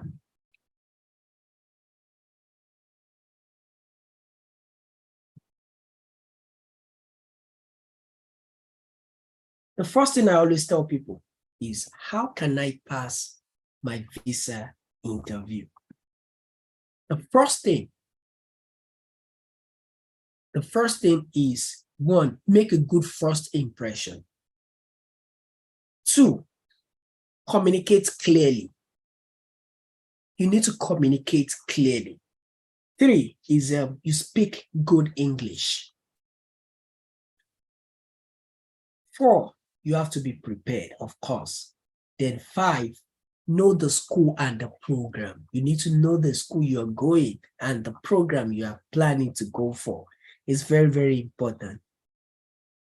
Prove your intent to return home. 7, keep your answers precise and concise. 8, stay positive. Among all, there's a trick I always tell people. If you're going as a family, please, there's this that normally say, I'll call it, I don't know the English name, if it is uniform or ashwegbe or family clothes. And if the husband can put on agbada, put on the fila, the wife should put on, you just be in an anchor form and you guys will be all right because it promotes unity. Don't look cheap when you're going. It's not necessary you put on tie, you should, no, just put on a smart dress. Preferably, I always say native. Yeah, I always say native, a complete native. If you're an Igbo person, dress in your attire, put on your bead, let it show. embrace the culture. It's also sometimes cuts the first impression that they have over you by the time seeing you, because most of everyone that goes for visa interview, they always put on suits. They are always after they put on suits, some will even the IE will be as tall as anything. So you just go on simple, smart dress and don't look cheap. Don't. So then be composed. So what are the visa questions? The visa questions rather that is common. The first one is usually, why are you going to the United States?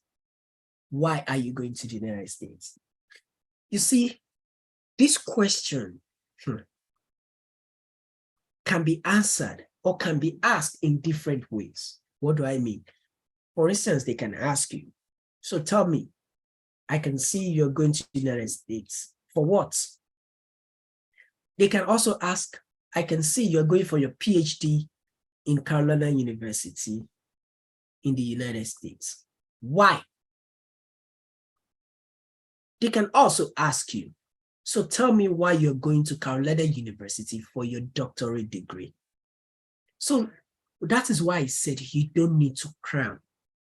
Answer the question the way it comes so that you'll be able to have something to hold yourself and you'll be able to answer them correctly.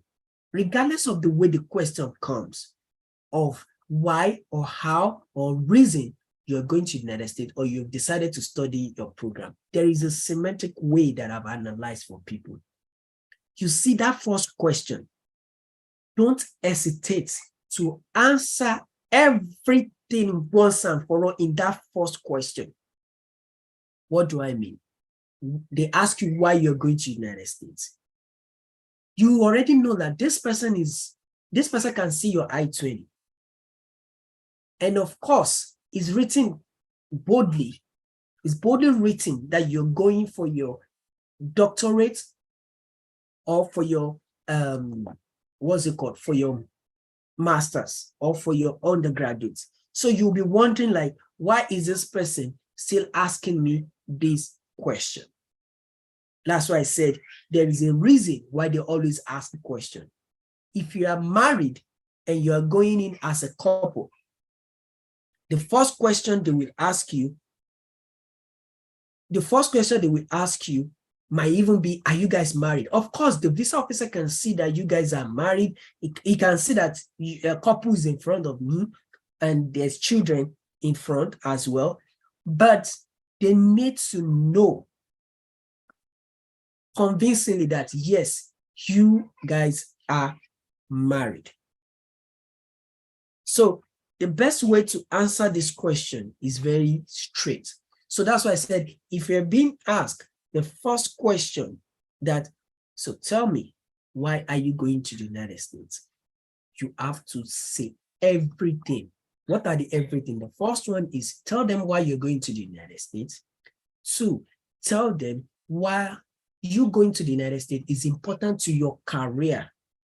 3, tell them you're going to the United States for this program. What is the benefits? What is it going to do for you in your position? Meaning where you're currently working, what is the relationship or what is it going to be for you by the time you are back to the country? Convince them by saying or by letting them know that you're coming back to the country. So for instance, I know my English is much, so you want to hear the question and how the best I feel you can answer them. So let's say the visa officer is asking you, oh, so tell me, why are you going to the United States? Now I want to answer as myself. Oh, thank you very much, Vio. Thank you very much for this lovely question. Well, I'm going to the United States for my master's in, I want to speak for myself. So I'm going for my program I'm going for a PhD, a doctorate. That's why I said you don't need to imitate their English. Because you watch American film, you can say gonna, I'm gonna. You don't need to say gonna. Just speak your own English and be audible. Be audible. Don't try to remember. Don't try to be strict with yourself. And if they ask you a question and you don't understand or you don't, ask them. Don't say pardon. Don't try to speak big grammar. Be as simple as you are, because communication, this is where communication comes in. If you are communicating with people that they don't understand the grammar you are saying, you will look stupid in front of that person. So say go, that everybody knows that it is go. Don't go and read vocabulary building because you are going for visa interview. You don't need it. Although there are some vocabulary words that you can use. There are some adjective words, phrase that you can use to quantify yourself. So, but don't abuse it. So if you're being asked, so tell me why you're going to the United States. Oh, I'm going to the United States for my doctorate. For instance, now I got to realize that sometimes they don't really know PhD and doctorate. So I always try to stay positive. So I always explain myself clearly. So tell me why you're going to the United States. Oh, I'm going to the United States for my doctorate degree. I mean my PhD. So I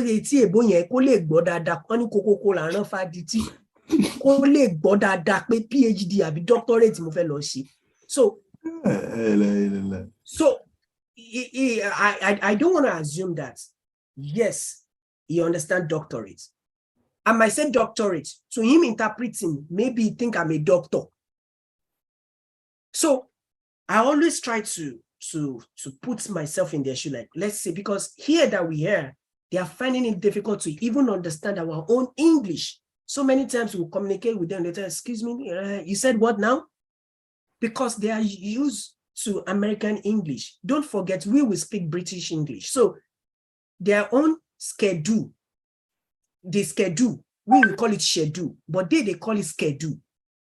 So those things like that. Like for instance, I just closed from work. Here they call it, I just get off work. So that's why I have to simplify myself to the minimum so that it can mean the same English. I won't say broom, that will mean broom. I will tell you broom, I will not tell you the meaning of that broom in a single word. So that's why I try to match the two together. So if I ask, if I've been asked, so tell me why you're going to the United States. Oh, thank you very much for this lovely question. And always smile.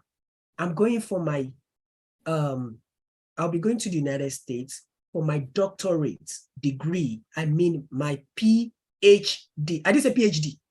My PhD in educational administration. And this is important to me because of the nature of job that I do. I am currently a lecturer or assistant lecturer or an educational consultant. That's where I said the first thing is tell them where you're going. The second thing will not be the reason why you are going for that, why you have picked that course. So that is the second line. So, and I'll be going for this. This is important. This course is important to me because of the nature of job that I do currently and because of my career. I am an educationist. I am a teacher and I lecture as well. I teach in a university, Federal University of Lagos, University of Ilorin, Ahmadu Bello University, whatever university you are teaching. I'm only speaking for myself. It's just an example. So because of the nature of job that I do, I'm a lecturer at University of Lagos here, if you are having your interview in Lagos. So in the University of wherever, it just generalizes, in University of Lagos. And I have been teaching for the past 5, 6, 7, not the calculation on your DS-160, those years that you put, for the past 7 years. In fact, that is where those documents I made mention will come in. In fact, here is my employment letter. And at the same time, I have been given a letter of release from, you'll be pointing it out. I've been given a letter of release from my institution that says that I must be back. You don't need to read the content, but there's a particular line they want to hear. Some people have been asking me that, can they see a sample of letter of release? I don't have one. In fact, during mine, I was so distracted because my kid followed me and I had to pick, I think I wanted to pick letter of release. I picked scholarship. I think I picked scholarship, and I was reading it out. Within me, I was like, I'm saying nonsense, but that is where smartness comes in. Even if you pick the wrong document, because they are not going to ask you, they just want to see how smart you are. So immediately I showed it, and I noticed that it was presidential scholarship I am showing. And immediately when I saw that, and as a matter of fact, this is even a scholarship, and I dropped it and I picked the right document back. This is even a scholarship. I also have a scholarship to assist me during my finance, and this is even my letter of release that shows that I must be back at the end of my program. So this is important to my career because of the nature of job that I do. I'm a teacher, I'm a lecturer. I've been teaching for the past I teach philosophy of education, and I've been teaching for the past 4 years. So going for this program as a doctorate will enable me to move from graduate assistant to a senior lecturer. I currently have 3 international publications to my name, one in University of Saskatchewan in Canada, one in Obanjo University. They don't have this format. Give them the scope. I'm not saying you should lie. Please, I'm not, be truthful, yes, but you can give them scope. That's where I'm driving at. So try to blend what you want to say. So by the, and I have 3 international publications to me, because part of the way to get a senior lecturer position in my school is you must have at least 5 international publications, and you must hold a degree, a PhD degree or a doctorate degree. And that is why I've decided to go to Carolina University for my PhD. I mean my doctorate. You can see that I'm in my doctorate in educational administration, or whatever course you are going for. In that line, don't forget, you don't have 10 minutes. You don't have 15 minutes. Have it at the back of your mind that you only have 5 minutes. So that 5 minutes, you'll be able to put all those things together. And as a matter of fact, this is my admission letter. So you can see that you've used 3 to 4 documents already without asking you. So scope number 1 is, by the time you get to the visa officer, I always advise people this. They will ask you for fingerprints. By the time you're done with your fingerprints, put back your international passport. Yes. And your I-20, because they will fold your I-20 and your international passport into one. That's the only document the visa officer is going to collect from you. Aside those 2 documents, that is all. If you are going with STEM family, only your I-20s and your international passport that will be collected from you. So once they collect that from you, and once that is being collected, then they will start asking the question. So, but during your fingerprint, by the time you're done with the fingerprinting and everything, once they give you back the passport, they will tell you, hold it, just give it to the visa officer that's going to do the interview for you next. Okay, thank you. Put it back to the documents. As a matter of fact, you can even mistake that time, but you can even take a kind of a correction way and put it inside that supporting document that you'll be needing intentionally. Just put it. So why do you do that?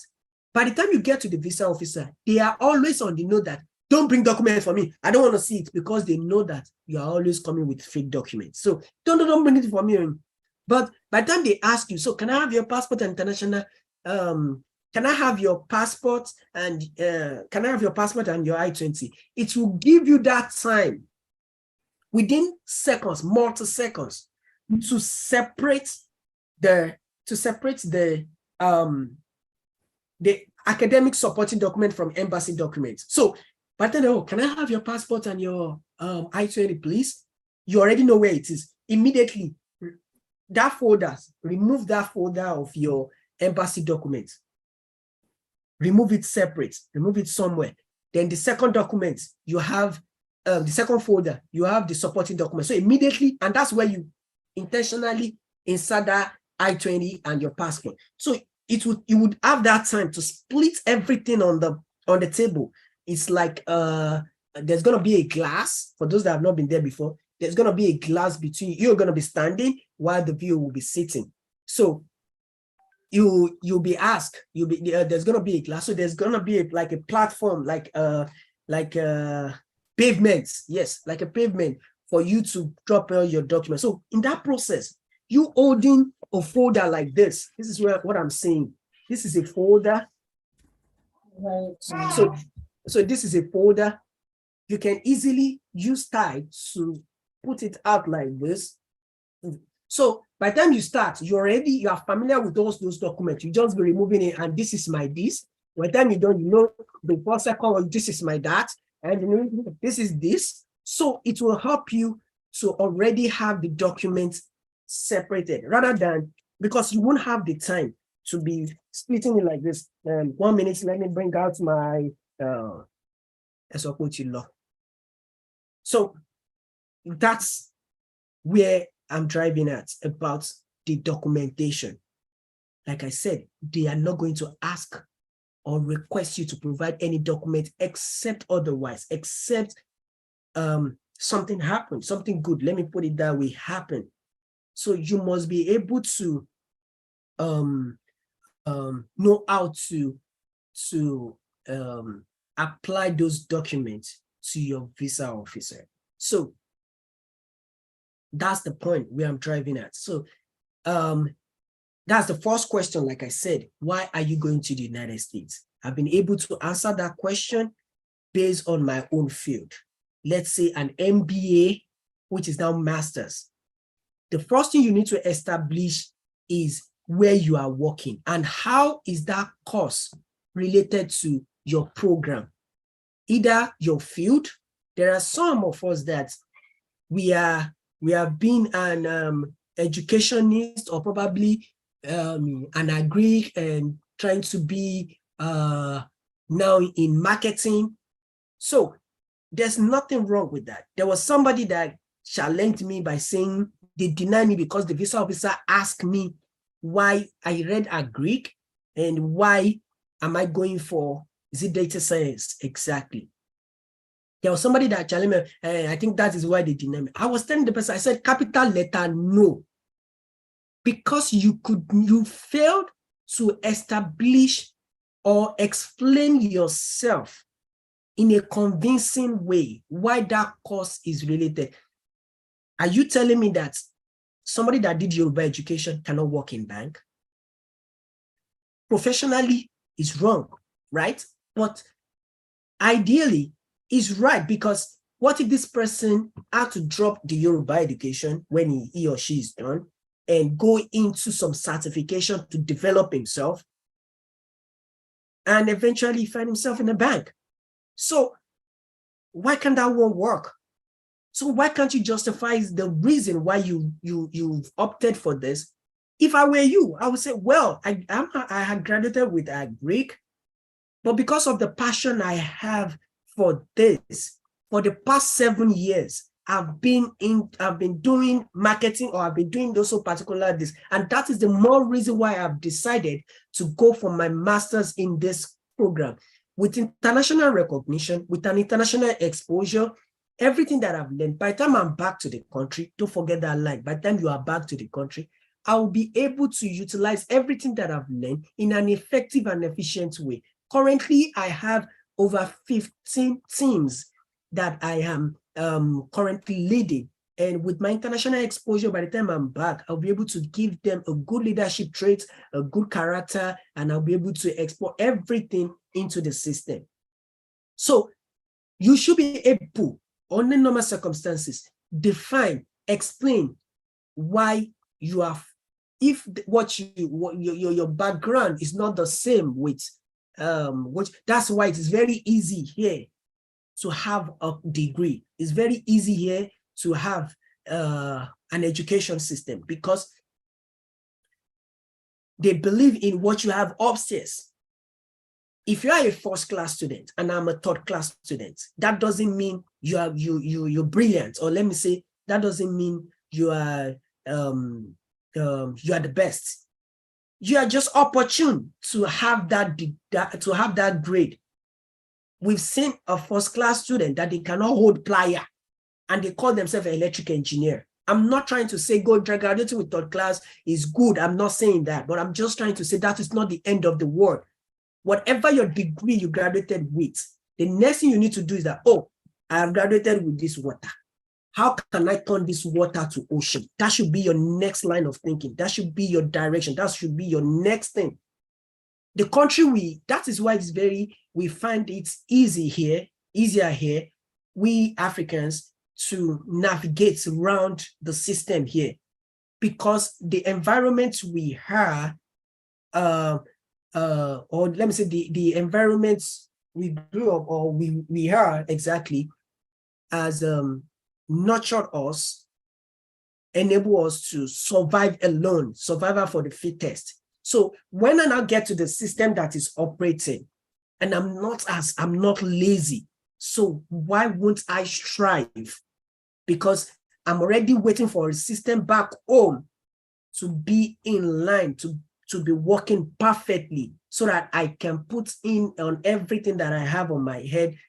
I can turn it. I have this, I have my leg, I have my mouth, I can come up with something, but the system won't allow me to do it. But if I'm able to get to a system that is working, I'll be able to strive right. That's why most times if you see a young kids in Nigeria, in Africa, let me put it that way, and he's trying to mold maybe clay, using clay, armor, latify Malay or latify lizard, I'm very sure most of us are,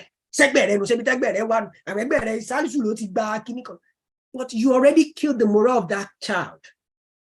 Instead, you encourage that child. And it could have, if you do like this, it could have turned like this. Or do you want to study this when you go for your secondary school? Do you know there is a course? You lecture that children, you lecture that kid in a right way. So imagine somebody in a group that, they are older than each other, but they're able to choose somebody that is not as old as to lead. It's not by the others who cannot lead. They just feel that, let this person guide. So that is why I keep saying that you should get familiar with everything that they are doing for you. You should get familiar. And that is what I always do. I always make sure that whoever that is applying, that I'm trying to recruit to the school, I'm always making sure that there's a proper guide on everything. You can always send it to me, proofread, and I'll help you to, this is how it should be, this is how it should be. And I've been doing that, although it's not always easy because some people always complain that I don't reply on time.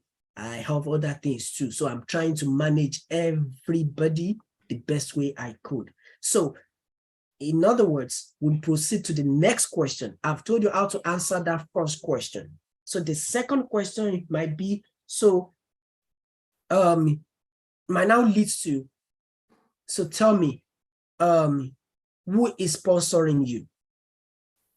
You see that particular area, they already, okay, it's so unfortunate I can't share a document right now, but because I'm still in the system, so I can share that, but I'll explain. I'll try my possible best to explain. This I-20, there's a particular section, there's a particular side that there is going to say student finance. Who is sponsoring you is actually in there. So if yours is coming in as a family, you have every right to say the particular person in the family that is sponsoring you. But if it's been named as a spouse and you're saying who sponsoring you, are saying your mother, you have failed. Even if it is your mother that is going to be paying your fees, your school fees, but your I-20 already stated that your husband or your spouse will be the one to sponsor you. For an I-20 that is saying there's a personal funding rather, of so amount, and there is spouse sponsor too with so amount, you can easily generalize that because you guys are one. So who is going to be sponsoring you? Well, we actually operate a joint account, and I have my own personal savings. I've been working for so years, which I have been saving towards these projects, because I already have it at the back of my mind that if I'm going to have my PhD, it must be outside the country. And where outside the country? The United States, because of the love I have for the United States. Naturally, don't go further because the education is okay, because they are chemical. Don't just generalize your word because of the love of nature that I have for the United States. And I've been saving towards that. Then my husband, currently, he work in so maybe a farm, he's a farmer. He has his own company. I give it a name. They don't know it. At that moment, some people was telling me that they said they will call the owner of the farm. You don't have that more minutes. You only have 5-7 minutes, at maximum 10 minutes to face your judgment and collect your passport. Sorry, don't collect your passport though, because once they give you your passport back, it's rejected. But once they tell you that, okay, I'm going to be holding your passport. I like it like that. So the moment, oh yeah, I'm going to be holding your passport. No problem. I'm okay with it. But please return it back with visa, with approve. Not like, sorry, I think I made a mistake. Because last year there was someone that the porter was reading, your passport is still with the embassy, and the person has his passport already. We tried to communicate with them that this, that, and they gave him white paper, which is the approved paper. So there was eventually, they said, I'm sorry, go and reapply. Go and reapply. So, like I said, the best way to answer is just you being open and do not cram. So, like I said, I ask you, so tell me who is sponsoring you. Oh, well, it's actually my husband that will be sponsoring me. You see that sponsor aspect? It is not mentioned on your DS-160. Now, what is mentioned on the DS-160 is who is paying for your trip. So sometimes people miss that, because I feel who is paying for my trip on my DS-160, then I have to say the same thing on who is sponsoring me. It's two different things. Because who is sponsoring is actually on your I-20, while who is paying for your trip is for the DS-160. But this is it. You can match the two together if you're being asked, so that you will be rest assured that, no, I answered that question perfectly well. So if you're being asked, why are you, so tell me who is going to be sponsoring? Now, who is going to be sponsoring can be asked in different ways. That's why I said, go by the flow. During mine, I was asked, so tell me how you intend to finance this. That was a question asked me on sponsor. And I've seen somebody that asked, oh, I can see that you have a scholarship of this. The deficit, what's your plan over it? And you not be like, they didn't even ask me who is going to be sponsoring me. Oga, with the law, that is who is going to be sponsoring you. They just ask you that you just miss. So you need to understand the question, the rhythm of the questions. That is the uniqueness about them.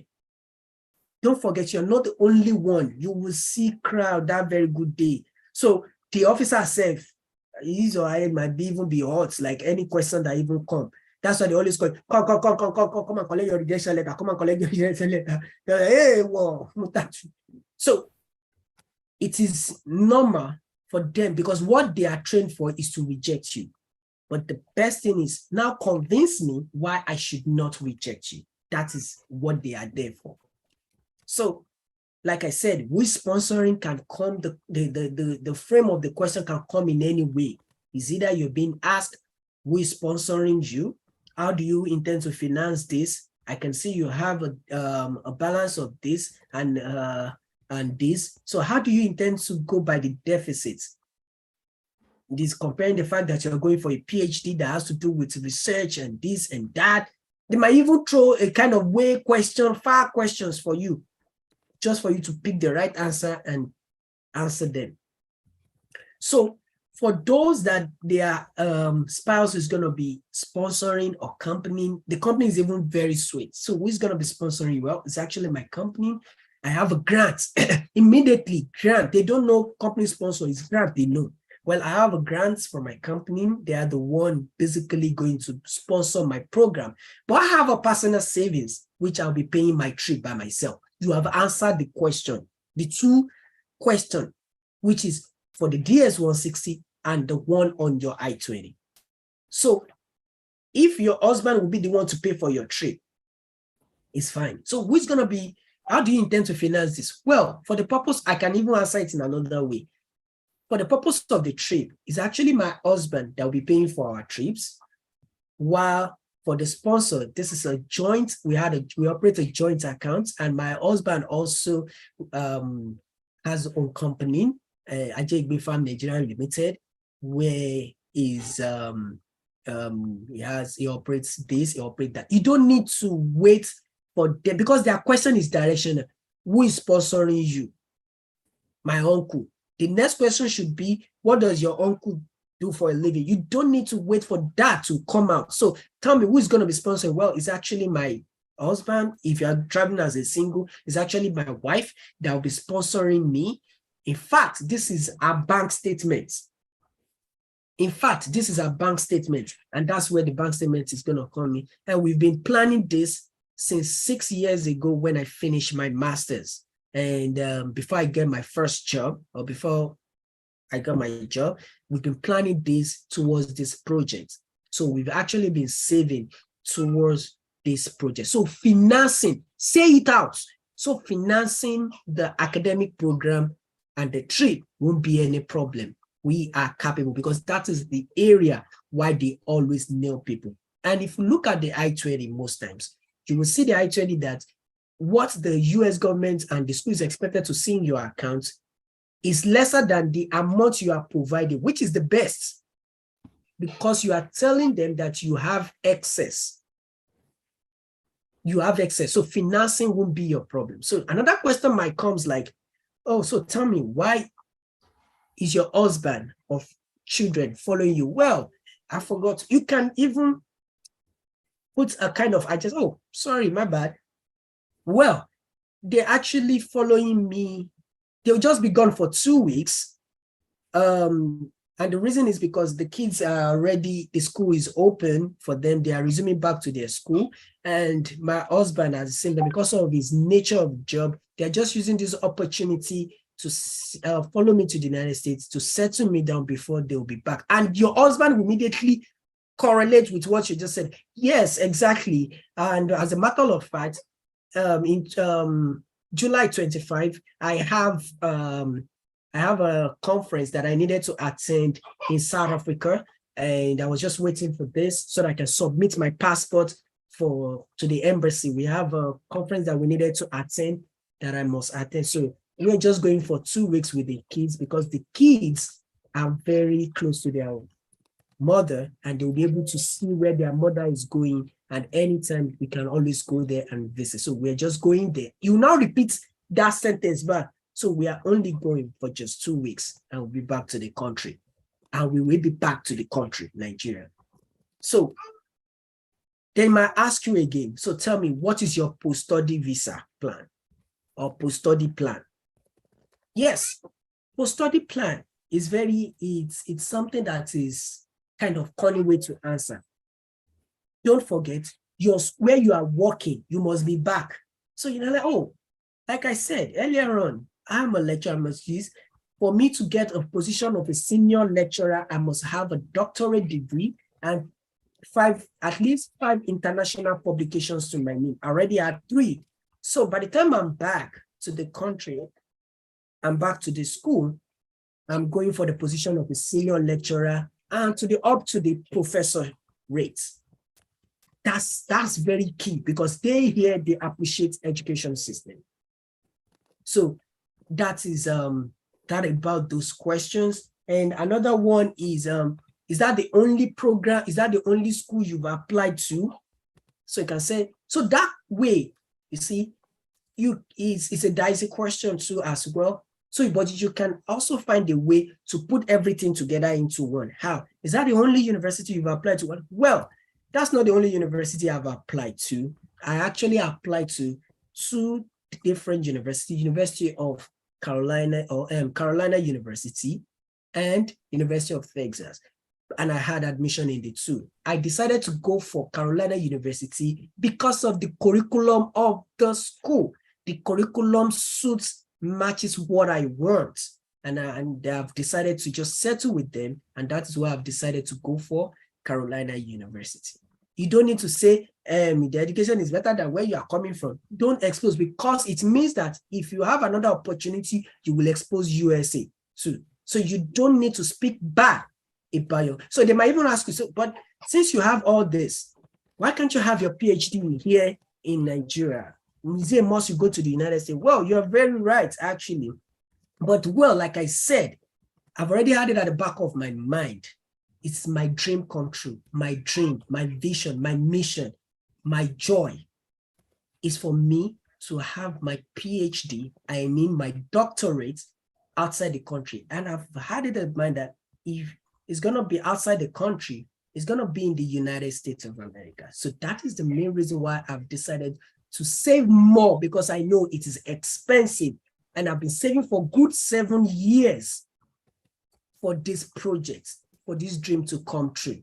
So that is the reason why I've not rushed myself. And the nature of my job at the same time, I was waiting for a perfect time. So I might even ask you, as a family, have you ever traveled like this outside the country? If you haven't, you don't need to lie, because there is a stamp on your passport and there's a particular place that is going to ask you that, have you traveled outside on your DS-160? So you don't need to ask that. You don't need to lie on that. Don't even give scope. The only scope you can say is that, oh, well, outside the country, no, we haven't been opportuned to travel like this outside, but we always have our vacation. We've been to Abuja, we've been to Kilimanjaro, we've been to Olokemoru, we've been to this as a family during our summer break. But outside the country, because of the nature of our job, we've not been opportune to travel outside the country. You can see that you didn't say yes and you didn't say no. So, like I said, the question is always yes and no, but know how to hold conversation, know how to hold your say. So I will recap what I've been saying about the question and how to apply those documents for those that I just accepted so that you can learn. So if you've been asked, so tell me why you're going to the United States. Well, thank you very much, officer, for this lovely question. Well, I'll be going for my master's, I'll be going for my PhD, I mean my doctorate degree at Carolina University. In fact, this is my admission letter, and I have a scholarship of so percentage of 45% that will also assist me from my body. And this is important to me because of the nature of job that I do. I am a teacher, I'm a lecturer. I currently lecture at the University of Lagos, where I teach philosophy of education. So going for this program will enable me to hold a position by the time I'm back to aspire to the position of a senior lecturer. I am currently a graduate assistant or lecturer 1 or lecturer 2, whatever case you might be. I don't know the rank in your school. So lecturer 2. So having this doctorate degree will enable me to move to the position of a senior lecturer in my school. So this is more important. In fact, this is my employment letter from my school. And at the same time, this is a letter of release from the school that I must be back by the time I'm done with. That's what they want to hear. All the story you have been, your head is clinical, you come to school early, you have been working with the school, and that is your own, because the guy won't read it. He might even do as if he's reading. You just want to see how smart you are. So that must be back by the time I'm done with my program. And I've been teaching, I've been lecturing there. You can be using the two words together so that in Tobagbo lecture, mistake teacher. So I've been lecturing and I've been lecturing and teaching for the past 7 years in the school.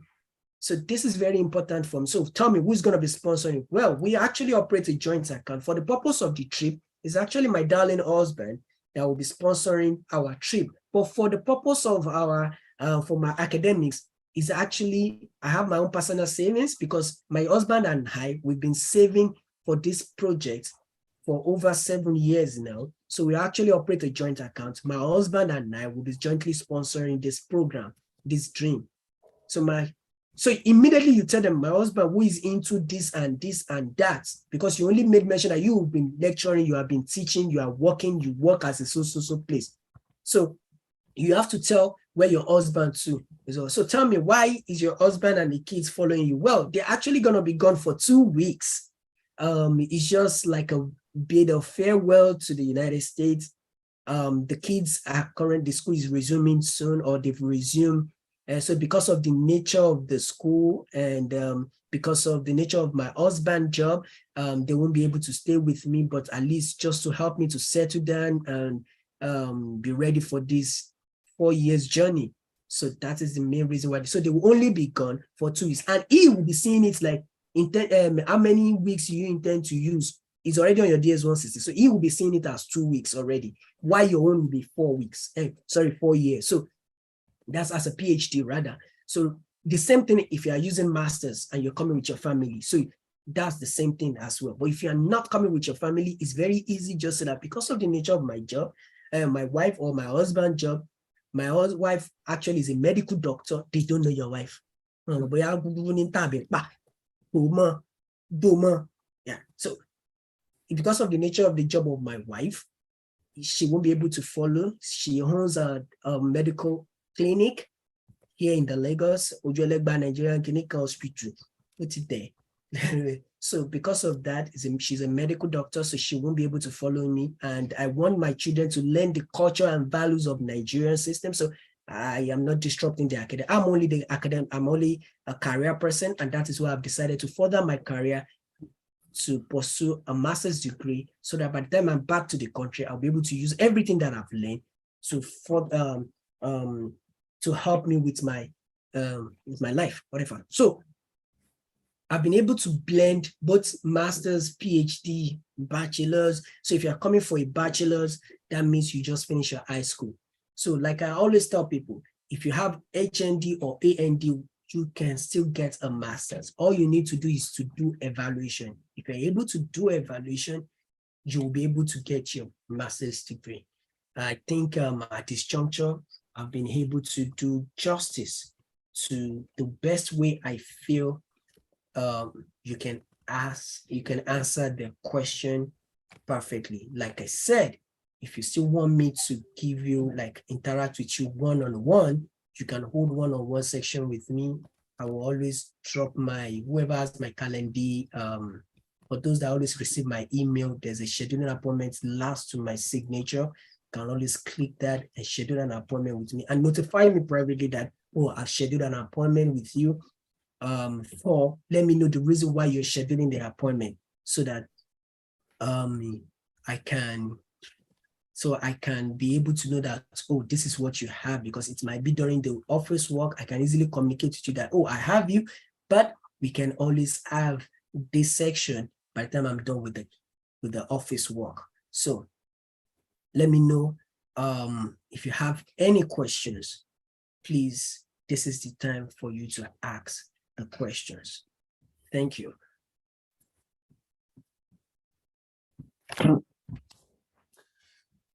Thank you very much, sir.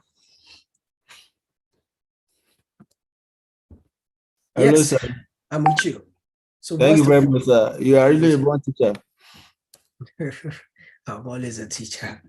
Yeah, I've learned a lot. My question has to do with the enrollment fee. You made mention of why delivering the lecture. Okay. I am just interested in knowing what percentage is it, is it part of the school fee, like maybe a certain percentage from the school fee or something? Yes. Well, it's a very direct answer. It's your enrollment fee is part of your school fees. By the time you land here in the United States, they are back to the school, they're going to give you a breakdown of your tuition fee, how that amount, that if it is 11,000 that they are giving you, or 16,000, how it amounted to that 16,000. You will see that enrollment fee is part of it. So definitely it's part of your tuition fee, and that is why they call it enrollment fee, meaning that you are to pay that to hold your space. You are to pay that to hold your application, and it's a one-timer. So for instance, if you pay now, if you pay your after admission and you pay the enrollment deposit, you are usually going to have like 14 days to complete all your I-20, pay the enrollment fee and the whole process of the thing. So once you pay that, you have already secured your spot. Another way of people or your admission officer going to extend your enrollment fee is if you requested for the enrollment fee to be extended. Yeah, your admission officer can be more logical to extend it for you to pay. And if it is being extended, that means you have to quickly pay that to hold your space. So let's now assume that you defer your admission from fall to spring. They are going to issue you another admission letter for spring, and it's going to come in with you to pay the enrollment deposit, but you are not to pay because it is just a one-time, and it's because you are deferring your academic, maybe because you couldn't get the visa date or your visa was not approved, then you decided to defer to spring so that you can have a gap and you can be able to plan what has changed since the last time you got denied and the new time that you're going in. So that is what is the enrollment fee is all about. I think I've been able to answer your question. Thank you very much, sir. Yes, sir. Madam, my Oga wants to ask question. Oh yeah, this is Mr. Kim. Thank you very much for this question. We appreciate. So I have 3 questions. Number 1. The first one is that, is it advisable that you take the same passport photograph used in submitting your DS-160 to the embassy on your interview date? Okay, let me quickly, I don't watch all the questions for me. So let me, because I'm tired, let me pick it one by one. Yes, logically, if you are to look at it,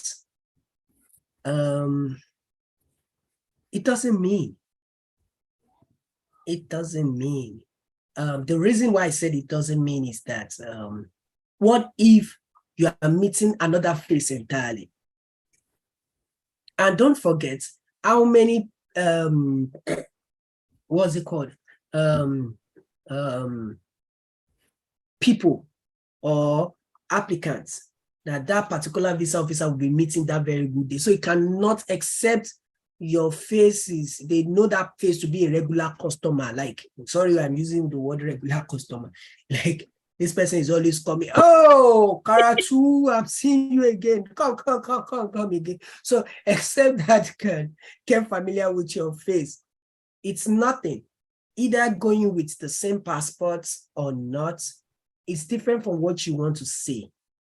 So logically, it doesn't mean. But to go by, we have to upload the link, because that's where most time we always think, change the passport again and one say right what you intended saying. But if you ask me, it doesn't matter.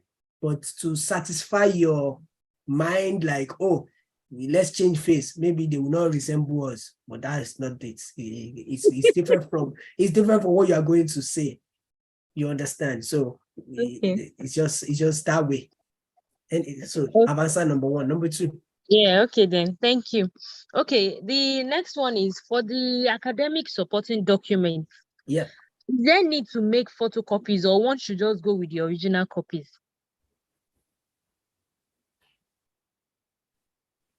You see me, but I don't believe in the academic supporting documents. I'm sorry to say this, like, but the reason is that in case your village people try to like where you want to go, that's just the main reason why the academic supporting documents. So that the visa officer might think, I'm not convinced that you graduated with marketing. Let me see your certificate. That's where it comes from. So, and because of another village people again, that you might get it missing, I think you should go with your photocopies. So that the village people don't eventually catch us. Okay. So Yes. Okay, so thank you. The last question is it important that you get your letter of release from your workplace? If yes, what of those that are not working?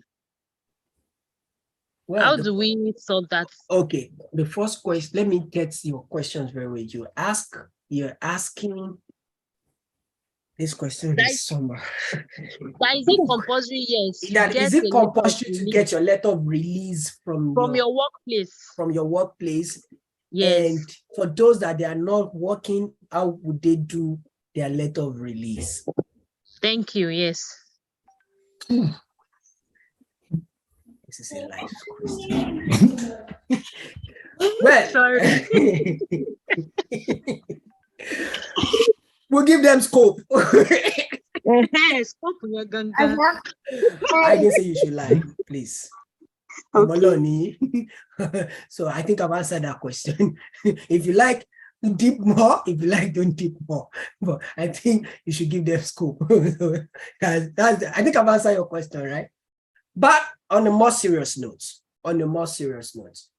if you are working, or let me say, if you are not working, you are self-employed, it's not a must you display your letter of release because you don't have one.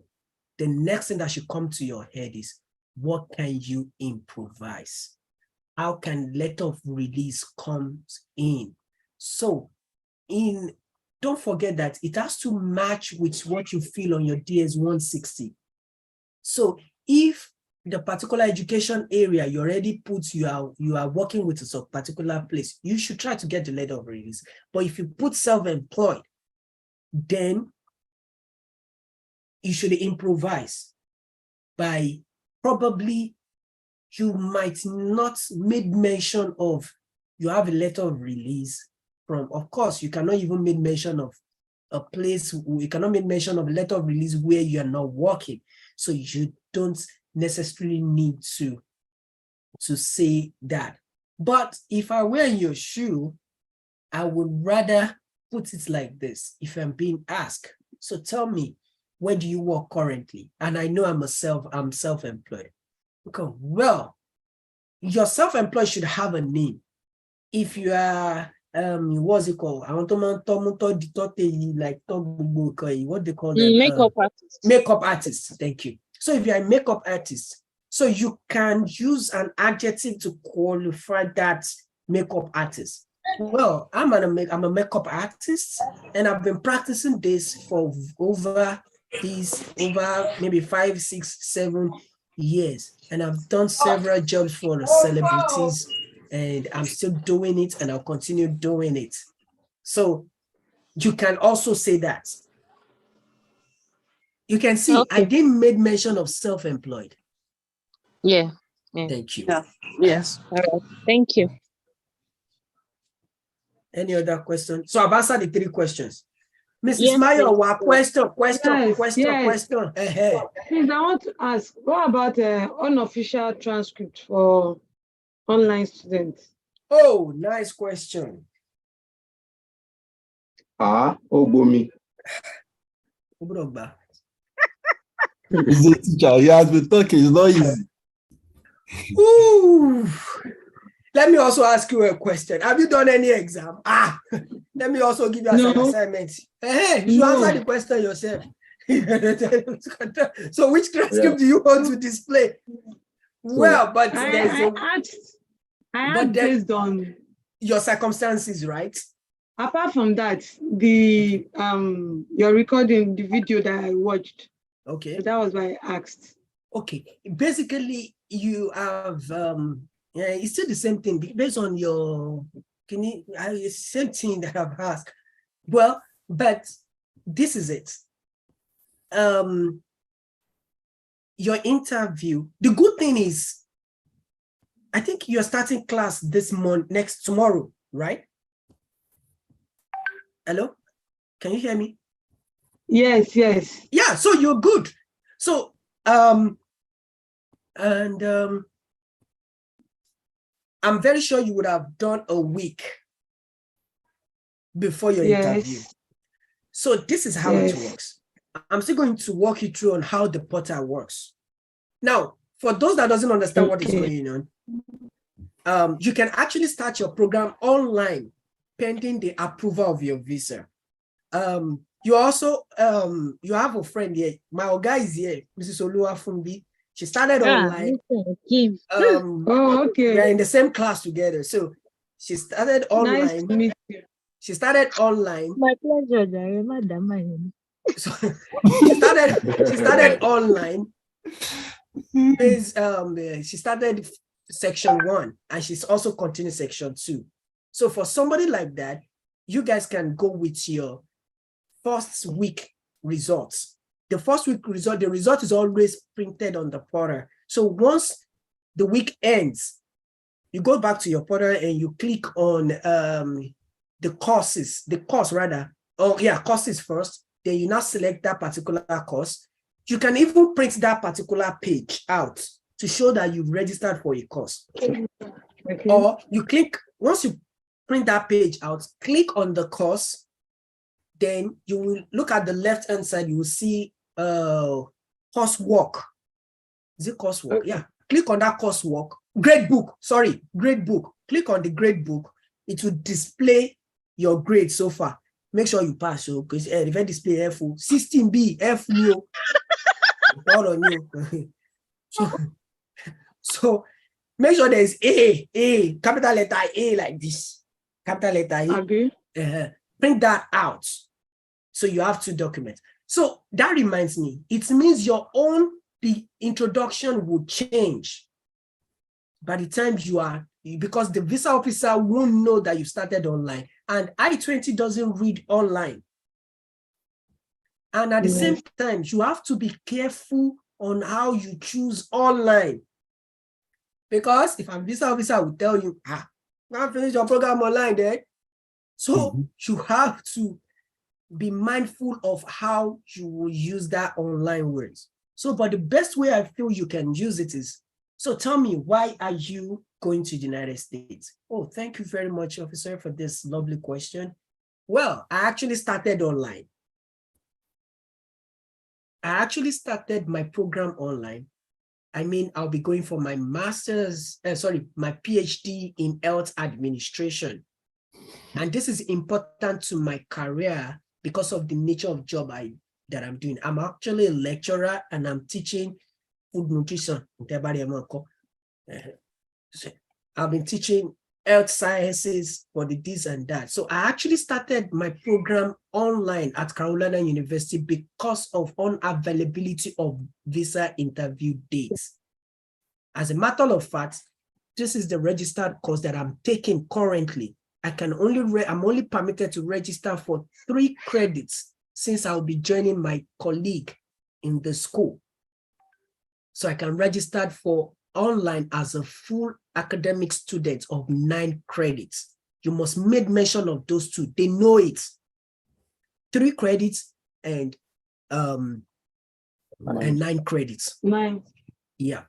So you must be able to balance that. Don't say, I am an online student too. I actually started my program online due to unavailability of visa interview dates, which I don't want to miss or lose my spot.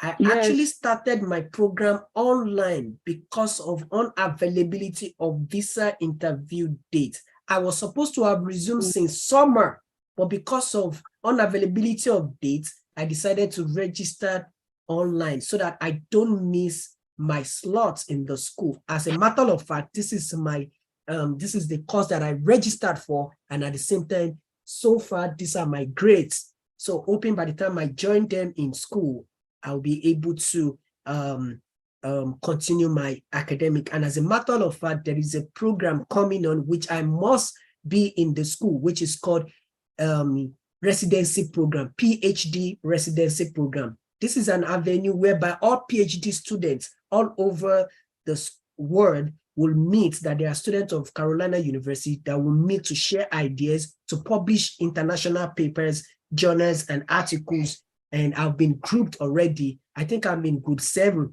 Kolomawa. So, and I've been able to communicate with my professor, Professor Trudy Elema. So I've been able to communicate with my professor and we've had a good time. So that is the main reason why I'm going for Carolina University. So Eric, story teaching my yato see all only get bring it out. So Emma Sokpe, I am an online student, you and one chance. I started my program online. So Emma worry, egg me, a soak here. Okay. Any other question? Hey, not anyone. Yeah. Wait, Adeyeri. Show online. Present, sir. I'm here, sir. Ah. Okay. All right. I just confirm. Because you were online. I'm online. That's very. Okay. Alpha, show me Jedada. No. So question to me. Might be a question. Question here. Might be a question. Man, Derubai. So none for now. None for now. For now. So go question then double me on WhatsApp. Put it down. No, exactly. I'll still check the WhatsApp. Don't worry. Let's continue. Hey, you me do But you've not gone through the letter that I sent, the letter of release. All right. Okay. Oh my, all right. Yes, Adeyeri. Well, it's not really a tough question. So, the enrollment fee receipt. Okay. Will that be because I didn't quite get a notification from them later on. So I'm not sure how you can actually send a mail to the student's account to student account officer to issue your receipt for you, or you go to your portal, click on admission. Immediately you log into your portal, click on admission. Look at the left-hand side, you will see enrollment fee or enrollment deposits. Click on that. It will show if you have paid or not. So if it has paid, you can click on that part. And download. Yep. So that's just two ways.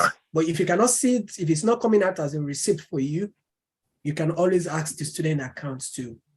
The good thing is that if you have not paid the enrollment, you will not be on I-20. All right, thank you. All right. So any other question?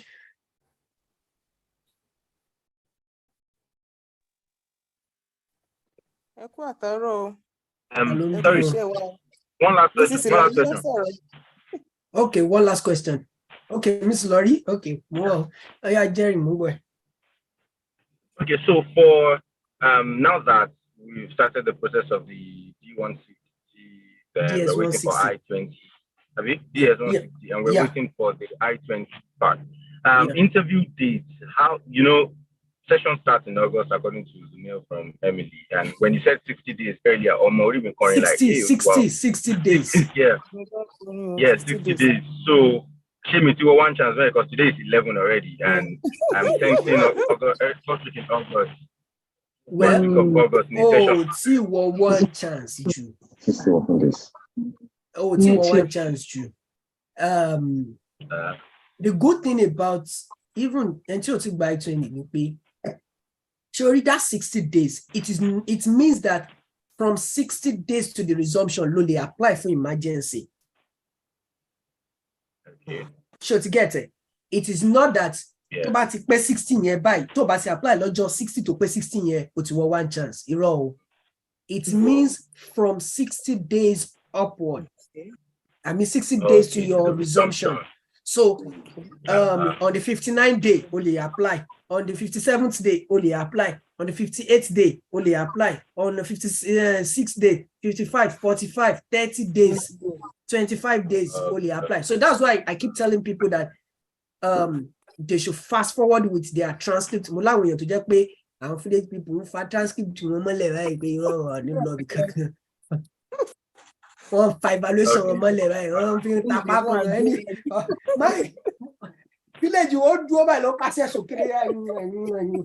Wọ́n fi ń ta yín pé ìwọ ò ní lọ nìkan tó fẹ́ fi mí lẹ̀. So wọ́n lè tètè lọ bá wọn village people yẹn pé wá yín mí lẹ̀ ẹ̀ńdá. Wọ́n lè tètè lọ bá wọn sọ̀rọ̀. So the only thing I can do is that if I see the view that coming in August might be that tight, I will advise the person to move it to January. I will advise the person to move it to January. That's one thing about me. Once I see the picture, I'll just tell you, because this is it. If by July 15, you have not gotten your I-20, it will be tight. Why? Number one, if by that July 15, you are just getting your admission, it means that means it's 3 or 4 weeks to the, before you submit your documentation for I-20, your I-20 at least will take 14 days. That's 2 weeks. Let's now say, Jesus, everything happened 1 week, Oja de Pan. Before you complete your DS-160, it will even be easier if you are coming alone. But if you are coming with German, like family, before you complete 1, 2, 3, 4, before you review, then before you now submit the DS-160, then you now pay for your service fee. Before you will now, all these things can be achieved in a week, actually, if there's dedication. All those things can be achieved in 1 week. Let's say your I-20 comes out on that July 15th and you pay the enrollment fee. It means you are not even looking for any date. You are just applying for emergency straight. You book appointment today, you submit an emergency. And Lagos is kind of fine. Don't let me say the other way. They can use 500 years to review emergency dates. I have my guys here. They've submitted emergency requests since 2 months now. Lagos has not even opened their book. So that's one thing about emergency requests. That's why I always tell people to let's apply as early as we can. I made a mistake last year. Was it last year or this year, January? Yeah. I delayed some emergency requests. And the main reason was I was calculating like, oh, let's remove Saturday and Sunday. How many Saturday and Sunday? Oh, let's give it more time. But eventually, it was the period the Lagos had to like, is it Lagos or Abuja, stop appointment for a while before they now resume back. So it affected a lot of people. So since then, I learned my lesson that once your details documents are complete, apply for emergency. Once it is 60 days. So from now, you can apply for emergency dates. Okay. All right, thank you. Mrs. Okpe? Question tí mo fẹ́ béèrè náà ni. In English, please. Oh, sorry. The question I wanted to ask was what the last guy asked. Okay. Because I feel they're August and we're in June already, and I don't even know where I'm going to. I'm where I'm heading to now.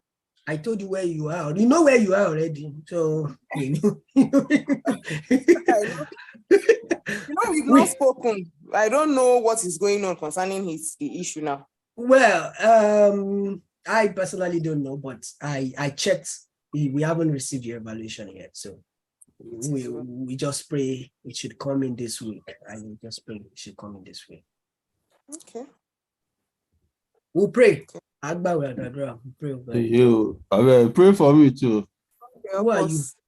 Where you are doing the prayer, please don't forget me. Who are you? Do you use Karatu? That video that we watched, you notice that the guy looks like you. So I hope we've been able to do justice to ourselves now.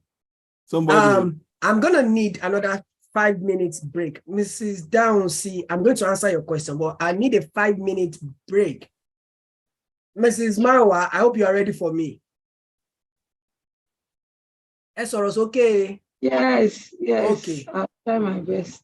Okay, all right. So please give me 5 minutes. Mrs. Downsy, I'll call on you when I'm back now. Just give me 5 minutes. I need to attend to my baby. Thank you.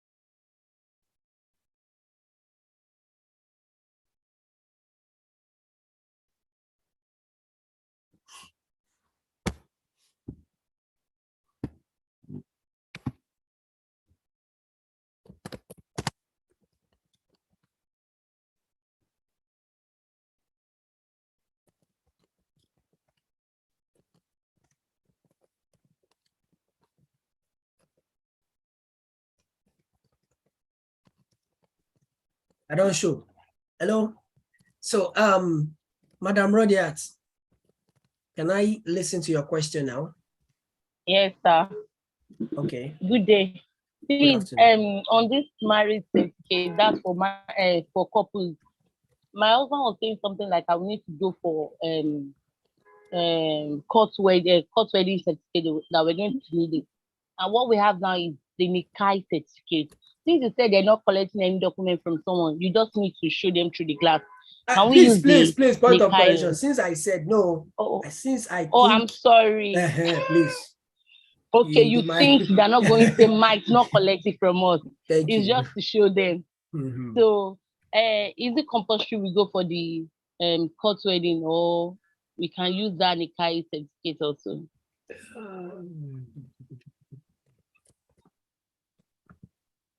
You know I'm going alone, but yes, that's where I want to go. That's where I want to divert the question. Yeah.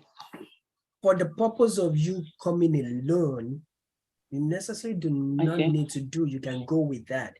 But if you want to request for I-20 for your husband, you would definitely need the state's marriage certificate.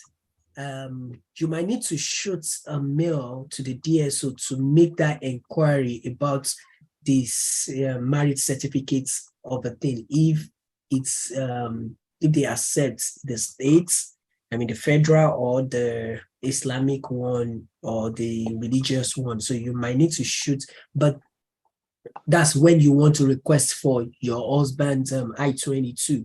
So hopefully all things being equal, you're able to get here and you want to request for your family to come and join you. So you need to make an inquiry about that. But I think for the purpose of you coming in, I don't think so that you would need to do the state. So if you're being asked, so are you married? Yes, I'm happily married. In fact, this is my marriage certificate, and I've been married for 1 million years. So, and I'm blessed with 10 kids, so, or multiple twins. And they are not following me now because of the nature of the job of my husband. Even if your husband is self-employed, scope now, package yourself. It's called package 999. Like, you understand? Package yourself. Okay, sir. Thank you. Any other question? For now, no. Okay. The other guy. And Sulaiman Mulikat.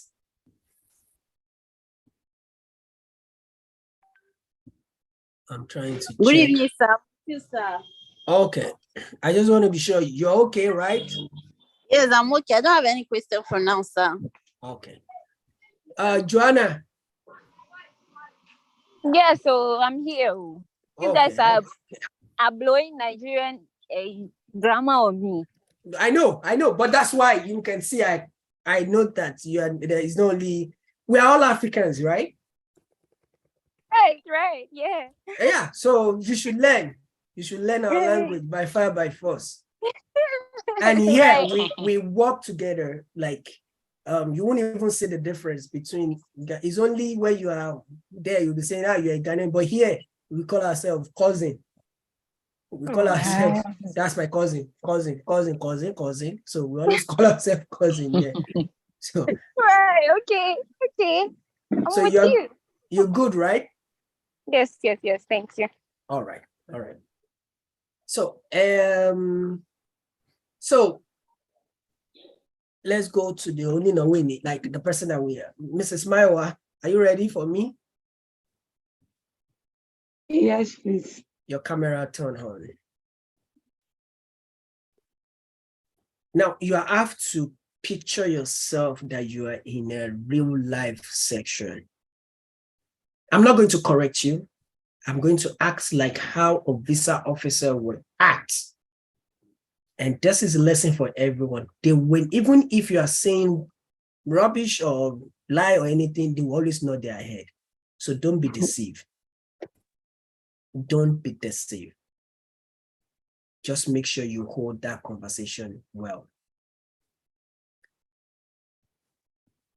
Don't forget, only 2 documents that the visa officer is going to collect from you. Madam Rodiat, you want to ask a question? You can drop your hand now. Okay.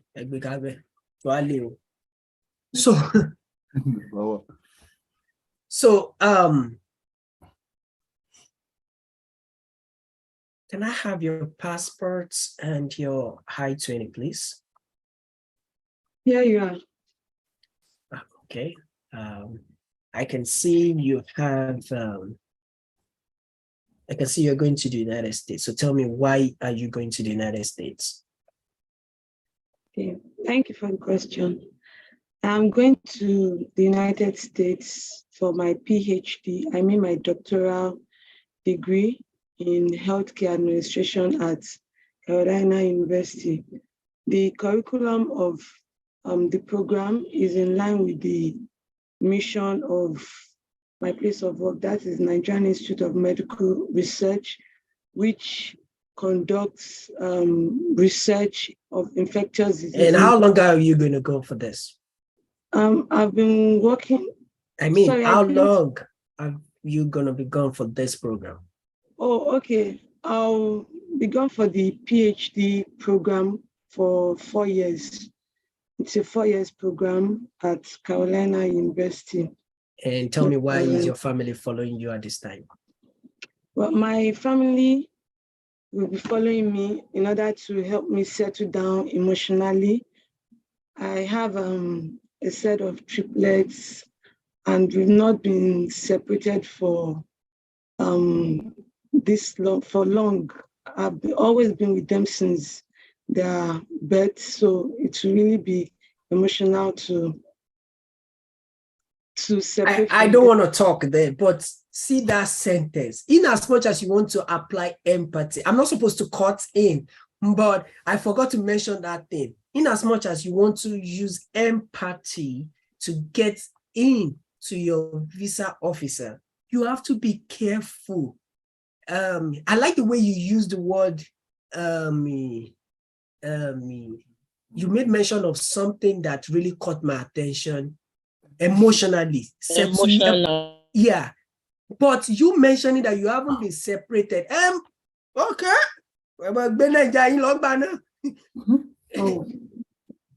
Because she won't want to, if she now see that you are not qualified, she won't want to separate you guys based on the statement you use. You understand? She won't want to separate you guys. She would rather say, okay, if I'm not giving A, I'm not giving B.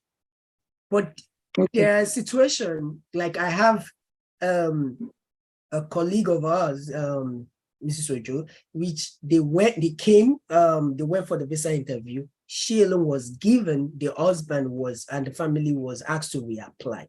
So if they had used a sentence that's like empathy, too much empathy, the visa officer might, oh, I don't even want to separate you guys. You know what? Okay, you guys should reapply. We even jokingly tell you, you guys should reapply. So let's cut it. Let's cut it. So I quickly had to like cut that because I know you already have something you want to say, and I want to make sure I checkmate those sentences very well. Okay. And we might be wrong. And at the same time, what you have said might even be right, but I'm just feeling it like, what if? So let's stay positive in a sentence that we won't have to shoot ourselves in the leg. So no problem. So tell me, who is going to be sponsoring your program? Well, my program will be sponsored by my wonderful husband and myself. I've been saving for this program. Where do you work currently?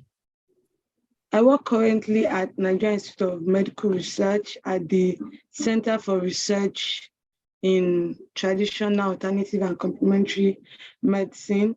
Basically, I work on infectious disease, particularly malaria, for prevalence and chemotherapy studies. So what's going to be your post-study visa plan? Okay, my post-study visa plan is to return to Nigeria as stated in my letter of release that I should return to Nigeria, and this will enable me to apply the research skills. And Mr. What's your name, sir? Mr. Olashope Adebowale is my name, okay, sir. And what shall I call you? Mr. Adebowale Olashope. Okay, Mr. Adebowale. Okay, good. So what do you do currently? Currently, I'm a farmer and a consultant. So what I do is I'm into the management, production, distribution. Presently, I'm a farmer and I'm into management, production, distribution, and marketing of the agricultural products. So I distribute agricultural and agricultural materials and products to farmers, to hotels, eateries, and other private homes. I'm also. And how long have you been working this? How long have you been doing this? I've been working for about 11 years after I graduated as an agronomist from University of Agriculture, Abeokuta. So I established a company. And are these your lovely kids? Yes. Sir? Are these your lovely children? Yes, they are my lovely children. They are sort of. And how old are they? Yeah. They are 8 years now. So tell me why you guys following your wife? Why don't you stay with her? Well, they've always been acquainted with their mom right from the onset. So as a matter of fact, we want to follow their mom to the United States to ensure that she's well settled, after which we'll be coming back after 2 weeks because of the nature of my own job. As a matter of fact, I have a lot of course that I need to undertake in the next 2 months. So because I train other farmers as well, and I consult for other private farm owners. So I want us to follow her so that we can settle her down. Mrs. Mayo, if I'm not mistaken. Yes. Tell me, why should I approve this visa? Well, you should approve this visa because it will give me the opportunity to get into the United States and attend Carolina University for a PhD, a doctoral degree in healthcare administration. This course will help me develop research skills and theoretical skills in epidemiology. But thank you. You tried. This is your first exercise. But I noticed something. I like the way your husband was able to wear that smiling face and answer that question. I need you to put that zeal. I know you lecture, you teach, and talk to the professor, talk to the visa officer, see if you are there to lecture him. When the visa officer asked me a particular question during mine, I was actually dribbling, but immediately he made mention about what I do. I was able to finish it. Finish it. So that area, what area should be your strengths? That's one thing about visa questions. If all areas are not your strength, work on a particular area, specifically your job, what you do, and how that job will be used, the program you are going for will be useful to you.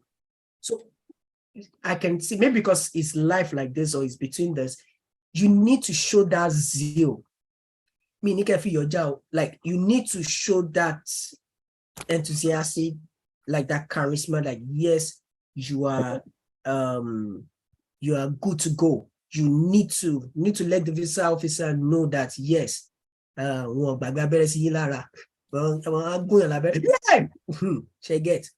don't forget, you need to be audible, you need to be smart. I'll send you a link. You need to book an appointment. We need to have another section like this, one-on-one, maybe because you're feeling shy that people are mud, but I'll okay. But I need you to put that charisma. Then another thing is that your sentences, like I said, you don't have time to explain further. You have to be fast, and at the same time, be able to and at the same time, be able to say something meaningful, like interesting, not only meaningful and interesting. So you should be able to convince the visa officer that yes, like I'm the one, I'm not somebody else. You understand? So that charisma needs to be there, that enthusiasm need to be there, and you should be able to use your line very well. The line that you're supposed to use as A, you use it as C. So you should be able to maintain that line. For instance, when I ask you, tell me why you're going to the United States, you've forgotten that you started online. Okay. Oh yeah. You've forgotten that you've started online. But that's why I said you don't need to rush. You just need to do more practice. Watch this video again, and I'm sure the lesson you've learned today, just use it to practice. Just use it. All you need to build is that confidence.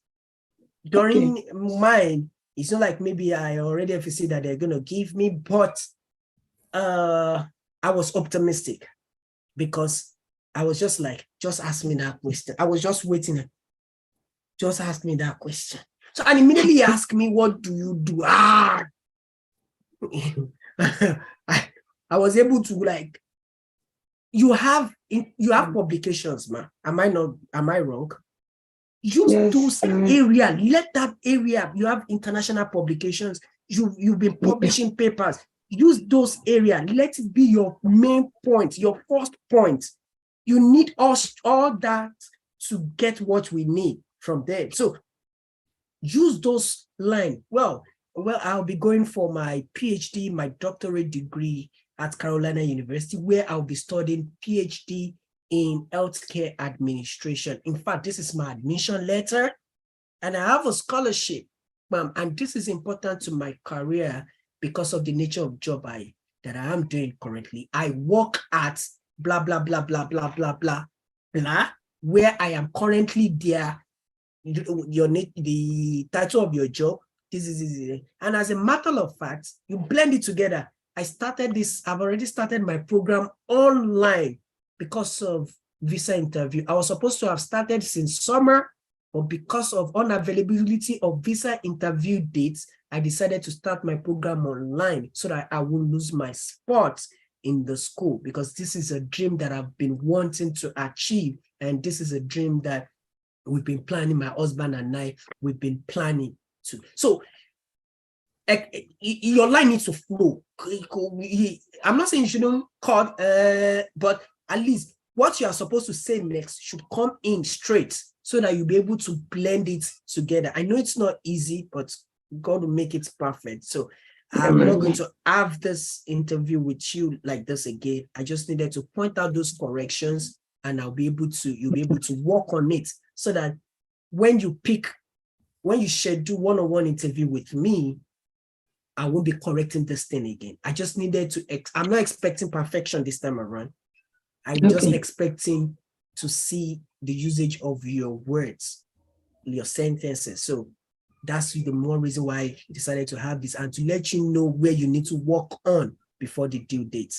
So our next meeting with you, when you schedule that date, I will advise you to schedule before weekend so that we can arrange your documents and ensure that all documents, DS-1 system and everything, they are intact and you are good to go. We'll only be waiting for the due date. So it won't be like until 2 days or a day, 24 hours before we submit the documents. We'll still need to talk after. Okay, no problem. I will remove my line from Do Not Disturb so that I can attend to some calls. I still have some other meetings with some people after that, but I will always pick the call. In view of this, I think we've come to the end of today's section. Thank you, everyone. My name is Akim Nafiu. As at the time of recording this video, having this program, I'm an admission officer here at Carolina University. I'm a PhD admission officer and at the same time School of Leadership. If you're watching this video, feel free to submit an application to our school, Carolina University, which is situated at 420 South Broad Street, Winston-Salem, North Carolina in the United States. till I hear from you again. I wish every one of you, wherever you're going, back to your journey. If you're driving back home, if you're home, you want to eat, all the best. Till I see you guys again. Bye-bye. Okay, bye-bye. Thank you. Bye. Thank you.